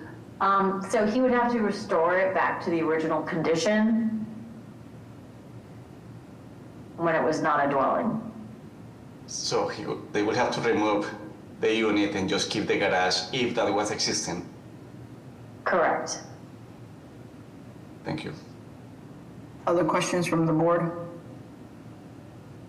I'm trying to understand the existing unit 5. So basically, the existing garage is no longer a garage. It's There is a garage. You see on the first floor that says EX1. There is an existing garage. Okay, so the unit 5 is built on top of it. Is on top of it, and then I see another. So there's an existing first floor with proposed studio apartment plan, and I guess there's only one studio apartment. Yes, and the proposed, if you look at the proposed studio plan. Oh, you're adding the egress. We're adding the egress. I got it. The existing does not have the stair. It's still, the building is not sprinkled roof. It still requires 2 means of egress. So we're adding the proposed stair. The sliding door is not an acceptable means of egress on that, and we're adding a new egress door as part of it. Yeah, so then what's happening is, in your site plan, you're not showing that egress there on your site plan. That is an existing condition site plan. Right, so you don't have a proposed site plan? Not yet. We would submit it as part of the building permit. Yeah, so I think when we're looking at zoning, it's kind of important for us to understand how far off is that proposed second means of egress from the side yard, right? Because we're looking at side yard setbacks, rear setbacks, and so I'm almost commenting along the lines of Giovanni, where you're presenting to us something that is completely not cohesive, and it's kind of representation for us to even judge on any merit of the project. So, we're trying to help you, but you're not allowing us to read the whole project as a whole. So that would be my... It would not be difficult for us to submit a a site plan with the proposed stair on it. We did not do any exterior elevations because we weren't doing any alteration of the building volume or structure. Right, but again, if we're looking at massing from a zoning perspective and character of the neighborhood, you're again not really fully drawing out the conditions. So that's just my comment. Thank you. Yeah, I'd also add if this project were before us without the work having been done, those are the types of things we would want to see, is the complete plot plan as well as elevations of how the project would look. Yeah, or before and after photos, like this is what the building looks like. And well, in this case, the before and after will be identical. Correct, but we're not even seeing that. And I'm looking at Google Earth and I can't even get to the rear because of all the beautiful trees that are surrounding. Now this criminal reacts to a lengthy... Oops, yep, okay. Thank you, no further comments. Okay, may I have public testimony? Hello, Madam Chair, members of the board. My name is Eva Jones, representing the Mayor's Office of Neighborhood Services. Regarding 33 Princeton Street, our office defers to the board's judgment. The community process was conducted, including 2 abutters meetings held on 10/23/24 and 6/23/25, attended by several East Boston community members. The feedback from this meeting was significant opposition regarding the proposal, especially from one of the direct abutters to the property, whose family has been significantly impacted by the ongoing issues at this property, including the building of unpermitted apartments and complaints of renters moving in and out of these properties regularly, which the abutters and family members have made several 311 complaints. There were also about 3 community members in the meeting expressing support for the applicant. Additionally, we received 1 petition in opposition signed by 51 community members expressing opposition to the proposal submitted to the board. The Eagle Hill Civic Association has chosen not to vote or review this proposal. At this time, the Mayor's Office of Neighborhood Services defers to the board's judgment on this matter. Thank you everyone for your time and consideration. Next, we have Stefan from Consular Coleta's office. Hi, Madam Chair, members of the board. My name is Stefan. I'm from Councilor Coletta Zapata's office. At this time, we would like to oppose this proposal. Thank you, Eva, for all of the reasoning there. We echo all of that was said there. Thank you so much. Next, we have Mitt. Hi there, everyone.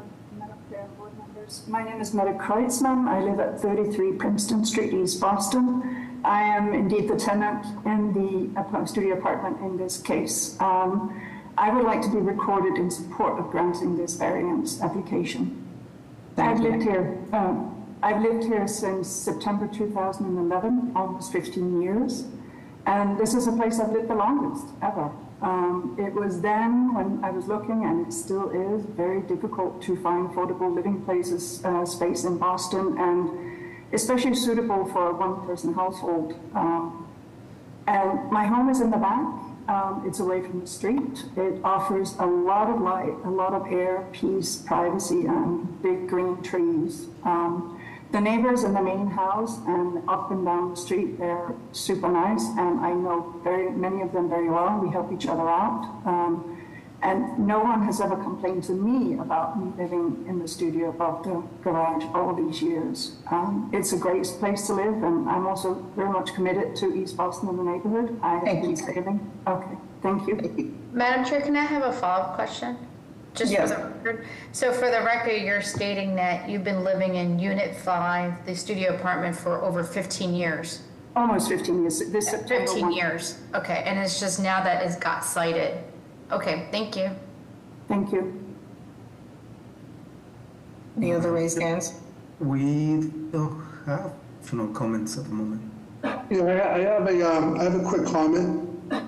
Can you state your name and address for the record? Well, absolutely. My name is Mr. Lacchiato, Neil Lacchiato, and we're a direct abutter who lives at 31 Princeton Street, a family home since 1923. My family and I opposed the request for a variance at 33 Princeton Street, East Boston. But before I begin, Part 1, variance granted for legal basement unit by ZBA board is under appeal by us in Superior Court. You should have a copy of that in the ZBA folder. Being heard today is part 2 of a legal garage. The Superior Court complaint stated argument will also apply to a legal garage. 33 Princeton Street, East Boston is an investment property and the owner resides out of state. Princeton Street is a very dense neighborhood with most properties only 3 to 7 feet away from each other, and most have locking gates to prevent entry to rear of properties. Parking is horrendous. Enclosed in your folder, you will see 55 neighbors in opposition of garage conversion. Copy of original variance with null and void clause as exhibit with Superior Court filing. Copy of Superior Court appeal filing for a legal basement variance granted by ZBA with exhibits dated February 9th, 2026.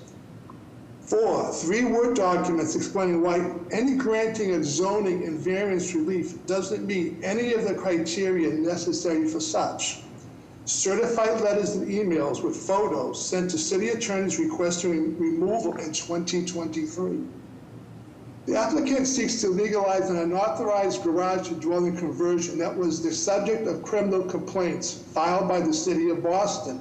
No such address as 33R as on the same lot as house. Nothing unusual about the property as the same as other properties in the area. Long and rectangular shape. There is no hardship related to the land. We filed a complaint with the Inspectional Service and request removal of both illegal units, basement and garage, back in 2023. Property criteria doesn't meet any zoning or variance relief as illegal units were created illegally in violation of variance and null and void clause and self-created. See court filing in ZBA folder. Illegal units have created severe overcrowding of the land with nuisances. These illegal units also allow a direct view into bedroom. See letters in the folder in Superior Court filing. Now this is very important. Plans submitted by architects to ZBA missing walkway to driveway conversion width on uncertified plot plan bypassing fire department review rejection letter, zoning and state laws for minimum widths. Fire department rejection violations missing from BISD notice. Property won't pass fire department minimum access and egress requirements for illegal units located at rear of dwelling in East Boston, Mass. There is also no access to sides or rear of garage and mere feet away from our back porch. This is a fire safety issue for us and the neighborhood, along with tenants of the illegal units buildings. The decision by ZBA members' previous decision to make legal an illegal basement apartment unit showed a complete disregard of our property rights and how it affects our enjoyment of our family home. See letters in the ZBA folder. We request that this appeal be denied with prejudice. Thank you, board members and chair, for your time. Thank you.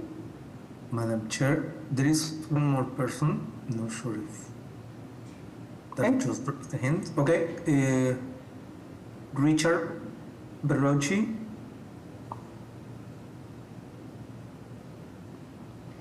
Richard Berrocci, you can unmute yourself. Yes, can you hear me? Yes, we can. Yeah, this is the 33 Princeton Street. Are you the owner? I'm sorry, are you the applicant? The owner, yes, the applicant and owner. Okay, so is there any other public testimony before you weigh in? Any other raised hands, Jesus? No, Madam Chair. I just, there was a letter submitted. We submitted yesterday from a letter of support from Claudia Facada and Helena Facada. I want to make sure that is included in the public record and the public testimony supporting the project. Okay, so can you briefly address the concerns that we heard in public testimony before we continue? Either Mr. Lunar or the owner, since you're both, I mean, he's the applicant. Yeah, I will defer that to the owner to elaborate more on what I've already presented. Go ahead, Richard. Yeah, can you hear me? Yes. Yeah, back 1992, there was permit pulled, the work was done, there was an addendum. John Walsh was the inspector back then, and it was all inspected. I don't know, I had some difficulties in my life. I lost my wife to cancer and left with my one-year-old beautiful daughter, that which ended up moving and changing my life a little bit to take care of her. I couldn't find, there was plans submitted, there was it all. I went to the archives and they dug up some of it, and they said there was some things that are missing. And it's not unusual to happen, I guess, that they were telling me. I followed directions of building inspector and to try to legalize this after 34 years. I'm here today to remedy this, you know, and hope the ZBAs will grant a variance to legalize this. The thing with the neighbor, it's been going on. He's got opposition against me from my own driveway that I've owned since 1984. So I just hope to remedy this as soon as possible. There was plans submitted showing the staircase to the zoning and the building department, showing the new proposed staircase that comes down. There is 2 doors that go into that unit, and they open out. It's not a sliding doors, they open out. Building inspector recommended another door, a separate set of stairs coming down to bring it up to code. And I agreed to any inspectional I'm sorry. Can I ask ISD to weigh back in, because you're saying you pulled permits, and you know ISD needs to tell us if that is accurate or not. I pulled. So I don't know if Caroline can say that, or if someone. Madam Chair, there are no permit records of a complete permit application for this unit that he's proposing today. So I'm they not do not gonna exist. Thank you. So I think it would be helpful if the board members can deliberate at this time. Are there questions, additional questions for the applicant? Any other? I just want to make a quick note before you make a decision. The original variance is a null and void, which it didn't allow any additional units. And that was the judgment of the appeals board when that was granted to him to go from a 1 to a 3, because. Thank you. All right, okay. Thank you. All right. I have a question I'd like to put out. How are the utilities sort of administered here? And, you know, are there meters? Does this unit have its own meter? How is that handled? The 4 units in the main building have individual meters. It's my understanding that the carriage house unit is running off the house meter. So there's no separate meter for this? There's no separate meter. It's running off the house meter.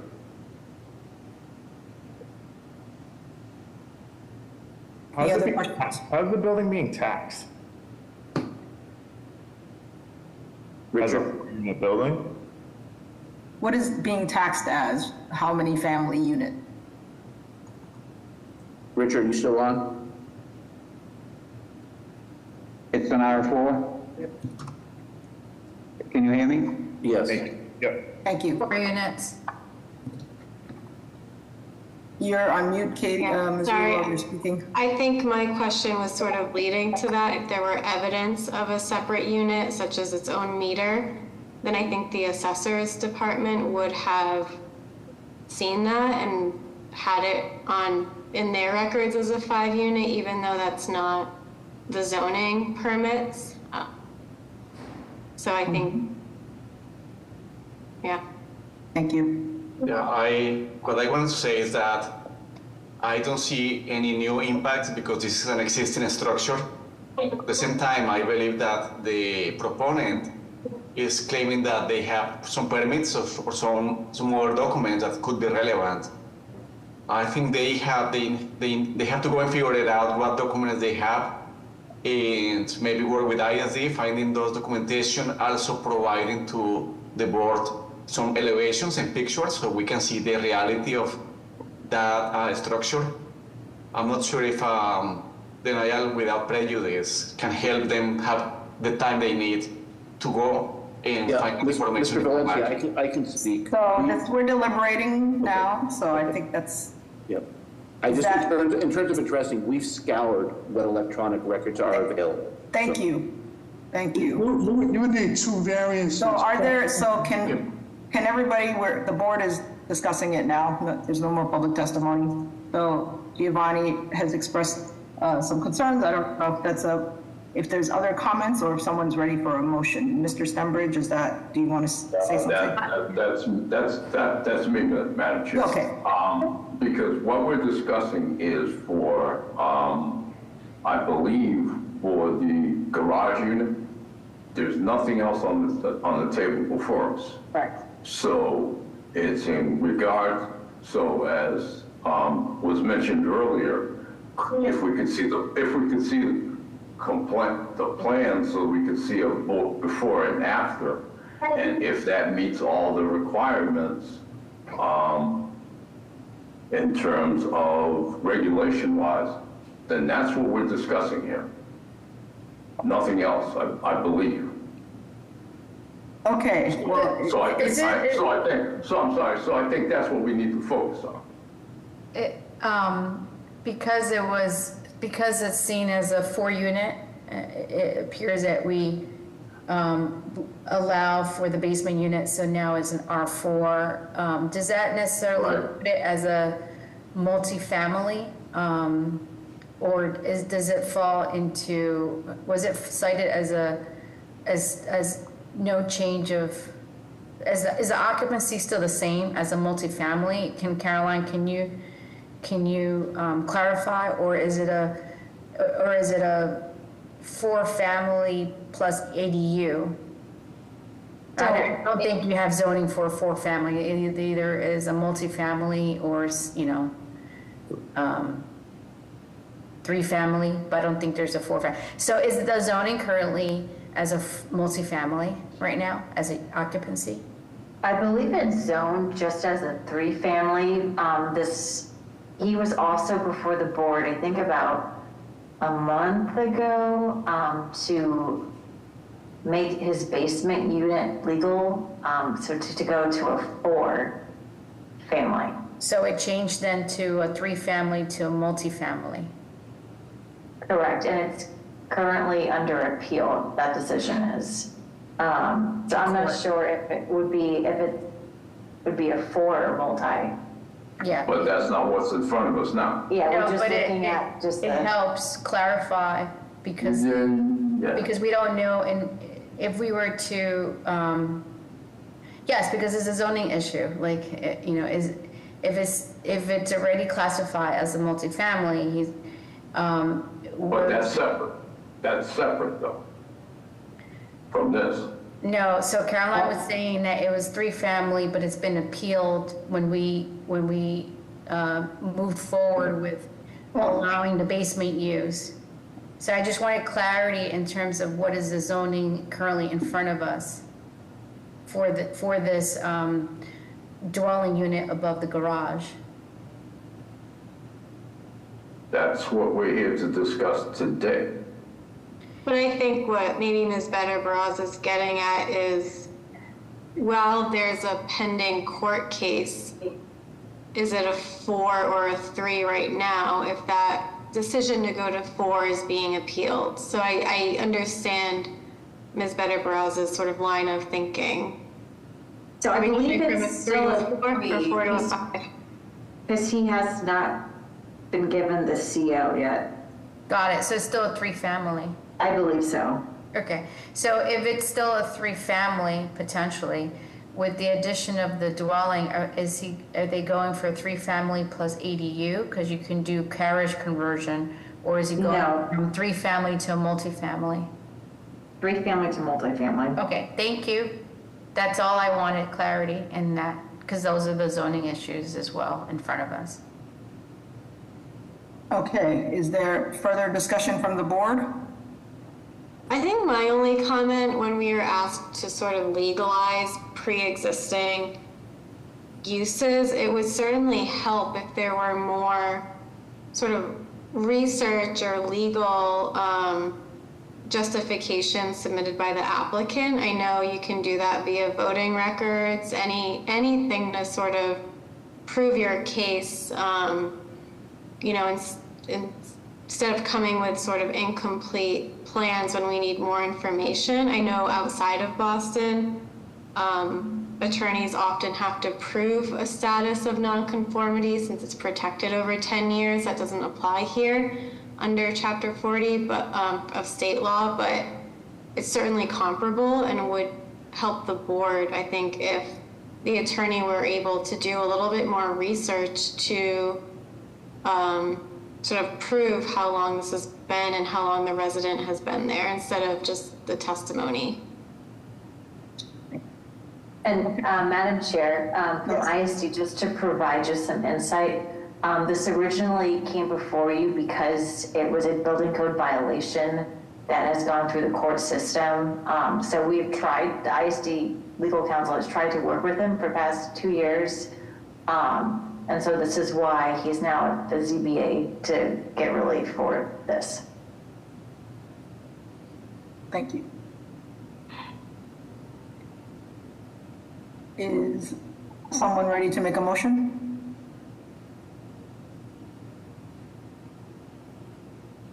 Madam Chair, I'm going to propose this to my colleagues that we make a motion of denial without prejudice. So the proponent has more time to go and figure it out what other documentations they can find, even with ISD or any other agency, and also to create other documentation for the board to consider the proposal, like pictures, elevations, etc. And when they are ready, come back to the board for consideration again. Okay. Is there a second? Second. Second. Mr. Stenbridge? Yes. Mr. Valencia? Yes. Mr. Langham? Yes. Ms. Wewell? Yes. Mr. Collins? Yes. Ms. Better Barraza? I'm going to say no. I don't think any other way you want to spin it in regards to a change of plan proposal, but being almost the same outcome as a habitable unit above the dwelling is going to make any different.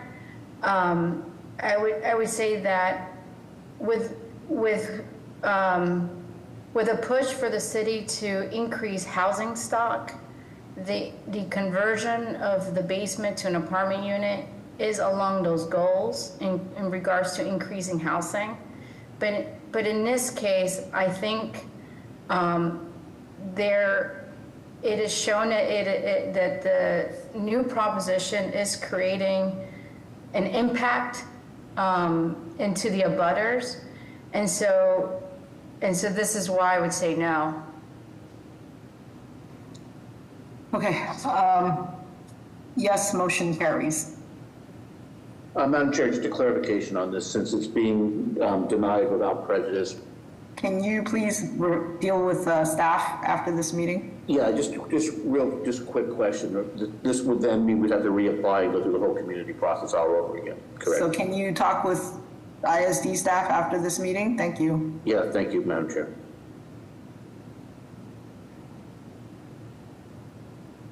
Next, we have case BOA 170-3445 with the address of 100 Huntington Avenue. If the applicant and or their representative are present, will they please explain to the board? Thank you. Mr. Stenbridge, thank you, Madam Chair, members of the board. Attorney Jeff Drago with Drago and Toscano with the business address of 11 Beacon Street. Here on behalf of the applicant, New Tradition, and with me I have Yano Amara, who's a representative of that company.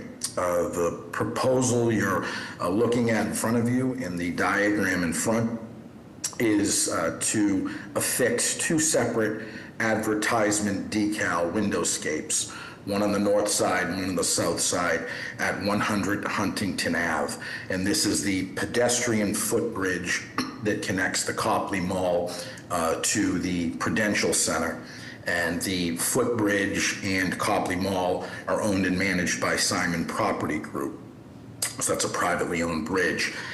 What you're looking at is a rendering of what the advertisement would actually look at. And we've got more pictures and more site pictures. Just to point out, this would encompass 7 of the glass panels of a very large bridge, which would be less than 30% of the total windowscape. The ads themselves would be translucent, so light can pass through. You could see through the other side if you were walking through the footbridge. This is a decal, so there is no structure, there is no illumination. This is not a billboard. There is no electronic scape to this. It is simply a decal that can be taken off from the inside of the actual bridge and be replaced. The idea is, in the economic study by the city of Boston, the Back Bay was hit one of the hardest areas because of its business community during the pandemic, and has slowly been trying to build business back up over the last 6 years. The idea for these ads is to bring foot traffic or continue to bring foot traffic back to the business community within this area. We do have letters of support from businesses, and you'll also hear from the Back Bay Association, Meg Cohen, who's here in a little while to speak. We did get the support of that civic association. We also had a study done. If we can go to the next slide, please, Mr. Ambassador. This just shows you sort of an aerial view so you can see the scape of the bridge. If you could go to the next slide, please. And this just shows you different angles of the bridge and the size and scope. There's a lot of traffic lights as you drive in to stop. So this isn't like one quick stretch that folks can drive right through. There are stop and go areas with the traffic lights. We also had a study done by ANC. ANC is a leader in digital and static signage and technology, and they reviewed this particular location where it would be affixed to ensure that there would be no glaring caused by the signage of how it would hit the light, because that did come up at the community, during the community process. If we could go to the next slide, please. This just shows you, this would be one of many different billboards, advertisement, on-site ads in and around this area. You can just see, if we go a little bit lower, thank you. It just shows all of the on structures, media, billboards, street ads all around this area. So this would not be, these signs would not be unique. The other point is that the Copley Mall itself does not have any signs, which many businesses do, affixed to the exterior of its mall. So this would allow for on-site business advertisement, which many of the other surrounding businesses had. If you could go to the next slide, please. And this just shows some of the within 100 to 300 feet, just many of the different signs in and around the area of 100 Huntington Ave. The other point to note is we also, in speaking with the community, offered as mitigation inside the mall. There are kiosks that have advertisement. As part of the community give back, we're offering 2 weeks a month to run ads inside the mall for for nonprofit organizations within the area as well. If we can go to the next slide, please. And again, this just shows more of the streetscape signs right in and around this immediate area. Next slide, please. These are just the dimensions. So as I mentioned, this would only be 7 panels out of the total bridge on either side. The top portion, all of the glass on the top of the bridge would remain open, and all of the other panels would remain open as well. If we go to the next slide, please. One more, thanks. And one more again, sorry. These are just examples in other areas where this type of decal sign is prevalent. This is actually in New York City, where this company has other decals affixed, just to have an idea of what they actually look like in real time. Next slide, please. And this just goes to show, so if you were on the footbridge many months throughout the year, there's already advertisement on the inside, but it's only visible to folks walking through the bridge.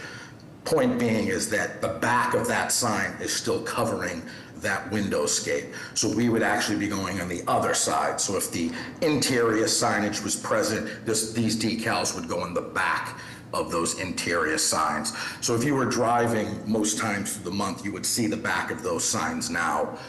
This would just affixed on the front part of that as well. Next slide, please. And this is just more to show what those interior signs look like now. With that, I can pause and answer any questions that the board may have. Thank you. Just confirming, it would be on both sides of the glass or just the one side? So it would be on both sides of the glass, which is exactly where those interior ads now, Madam Chair, run. Okay. Questions from the board? You mentioned that the advertisement was to help bring people into their businesses.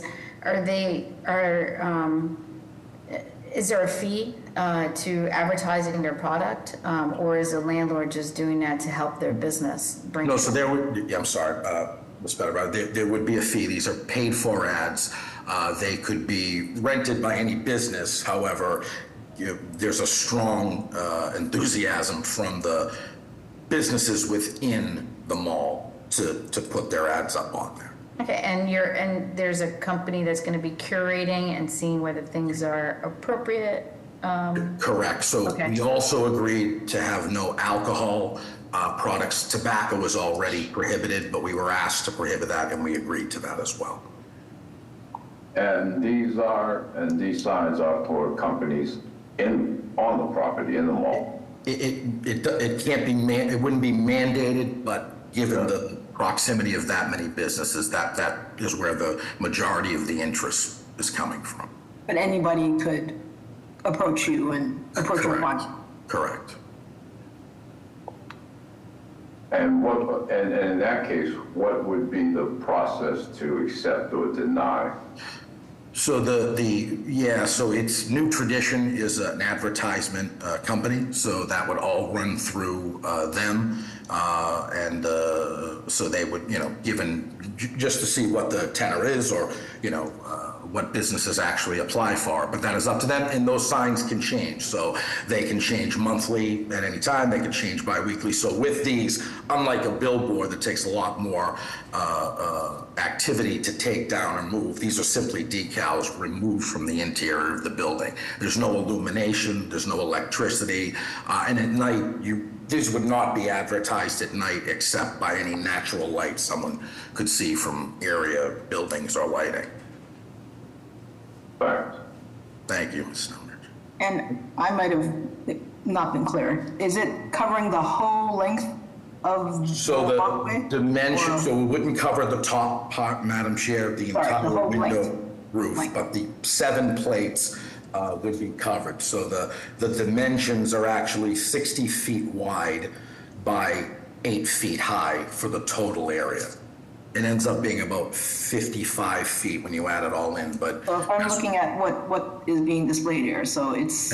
Correct. Not the entirety, it's like 2/3 of it maybe. Oh, of the bridge itself, you're saying? Yes, that's what I'm asking. Yes, the bridge is a lot longer. This is only, right under 2/3 of the total panels. And only in that center area. So all of the peripheral area, all of the glass housing, all of the roofscape would all remain untouched. Other questions from the board? Yes, I may have missed that, but were you required at any moment to provide like a traffic analysis or an impact analysis to ensure that drivers don't get distracted and jeopardize pedestrians? So we weren't asked to have a transportation study. There's actually, Mr. Valencia, a number of traffic lights as you drive through here. So there's not like an open roadway in this particular area. We also had A&C that I had mentioned do a glare and sun study to make sure if you were driving, there would be no glare off these signs at all. And right now, if you were to look up, you would see the back of signage on the bridge when the ads on the inside are up. So it's not like right now, most of the time these are open glass panels. There's already a back to those interior ads. But to answer your question, we did hire A&C to run a glare study from lighting at different angles. Thank you. Thank you. Yeah, I mean, I think it seems appropriate to put forward a potentially sunset clause on this because, you know, we can't really zoning can't necessarily regulate the content, but we can see how successful it is and at least have a timing on it. You know, it's no different than when parking lots are being leased and they're being forward in terms of a use with a sunset clause. So I'm just discussing this out loud with my colleague. It is like a one instant where, you know, the ideas of signage being in front of retail doesn't necessarily apply here, but the conditions are so unique that it's not necessarily a large billboard either. So one way to ensure that it's not impactful to the neighborhood, it seems appropriate to do a sunset clause here. Just commenting. Okay, let's have public testimony. Yes, Madam Chair, members of the board, Connor Newman with the Mayor's Office of Neighborhood Services. At this time, the Mayor's Office has gone on record in opposition to this proposal. Some background information in the community process. ONS hosted a butters meeting on April 9th, at which there was a discussion regarding the impact of the proposal on the public realm, the perspective of those on the street level, and those on using the bridge. We understand that the Back Bay Association was supportive of this proposal, citing the positive attention it might bring to businesses in the area. The Neighborhood Association of Back Bay, however, was opposed due to the precedent it could set in regards to other types of outdoor advertising in that area, as well as the belief that there's no community need or benefit for this type of advertising. Our office echoes these concerns raised by NAB and as stated before the Mayor's Office, would like to go on record in opposition to the application for this zoning relief. With that, thank you so much. Thank you. Next, we have Sydney from Councillor Flynn's office. Thank you, Madam Chair. Members of the board, this is Sydney from Councillor Flynn's office. Please note Councillor Flynn would like to go on record in opposition and sent a letter to the board yesterday. His opposition stems from shared concerns from neighbors in the Neighborhood Association of Back Bay regarding our existing pedestrian safety crisis and serious concerns on the potential distracted driving. Pedestrian and road safety is a significant challenge across the city of Boston, but particularly in this area, which has been exacerbated since 2022 due to the city encouraging the use of mopeds by third-party delivery companies. Again, Councillor Flynn shares the serious concerns and legitimate concerns from the community and the Neighborhood Association of Back Bay that this advertisement may cause distracted driving and further add to existing traffic and pedestrian safety issues in the area. Thank you. Thank you. Next, we have Conrad Armstrong. Hi, I'm Conrad Armstrong from 439 Marlborough Street, speaking as Vice Chair of the Neighborhood Association of Back Bay. We've heard from this application twice. NAB strongly opposes it. This intersection is very wide, very complicated, and very busy, and these large advertisements could be a detriment to public safety of pedestrians, bicyclists, and motorists. Secondly, this really could set a precedent. There are actually 3 other existing pedestrian sky bridges just in Back Bay, and there certainly could be more in the future in the business district. And if this is passed, the owners of those sky bridges are immediately going to want to apply for the same thing to earn more advertising revenue. It would really change the nature of Back Bay. I find it interesting that the applicant put a picture of an intersection in New York City. That picture was very busy and ugly, and we don't want this intersection or part of Back Bay to look like Times Square. Thank you. Thank you. I'm sure there are no additional comments. So I know that, oh, I'm sorry, Meg Cullen is here. Sorry, I just wanted to see if she was able to, she has her hand up. This is Meg Meinzer Cohen, and I did ask to speak. if that's okay. Yes, please proceed. The Back Bay Association is in support of this application. We met with Simon quite a few times, just as NAB did. We encouraged and we're happy to see Simon Property add some advertising in for community groups within the center. And a lot of how we've looked at advertising is that advertising is a part of life, and we have J.C. Deco benefiting the city, and we have the MBTA with a lot of advertising, and MBTA buses are wrapped, sorry, that was a knitting needle falling, are wrapped with advertising. And so we think that this would be a benefit for people to see the tenants that are in Copley Place and what's available there. So that's why we are in support of it. Thank you for your consideration. Thank you. Any other raised hands? Madam Chair, there are no additional hands raised at the moment. Madam Chair, if I may respond. Sure. Thank you. Quickly, I just want to point out that if this was to be approved by the board in any capacity, we would a sunset provision, as it was hinted or talked about potentially, is something that we would be more than willing to agree to if it was put on, because we're confident that this would not cause any traffic disruption in the area, and would like to show the board that after a period of time. Secondly, this would also have to go before BPD because of the signage for regulation, and then ultimately it would still have to go to the outdoor advertising board to go over things like content and the size of the signs as well. So this will have a lot of regulation over it. Thank you. Any other questions from the board? You commented that there is no illumination, correct? I just want to make sure that's on the record. There's no what? Illumination, signage, illumination. It's all decals. Okay. No structure, no illumination of any kind. No illumination. Thank you. Okay. Any other questions? May I have a motion? I'd like to put forward a motion of approval with a proviso that we put a 2-year sunset clause. And a second proviso that states no signage illumination. I think that that would ease the fear of it being Times Square because there's no, a lot of lighting. But I do think that it's a benefit potentially for the businesses that are in the area, and it's just decal. So I think post-COVID, I think we have to be creative and provide opportunities for the urban environment. That's it. Thank you. Is there a second? Second. Mr. Stenbridge? Yes. Mr. Valencia? I'm going to vote no, and here are my reasons. I am concerned about the negative impacts of this proposal, starting with visual pollution and distraction for drivers.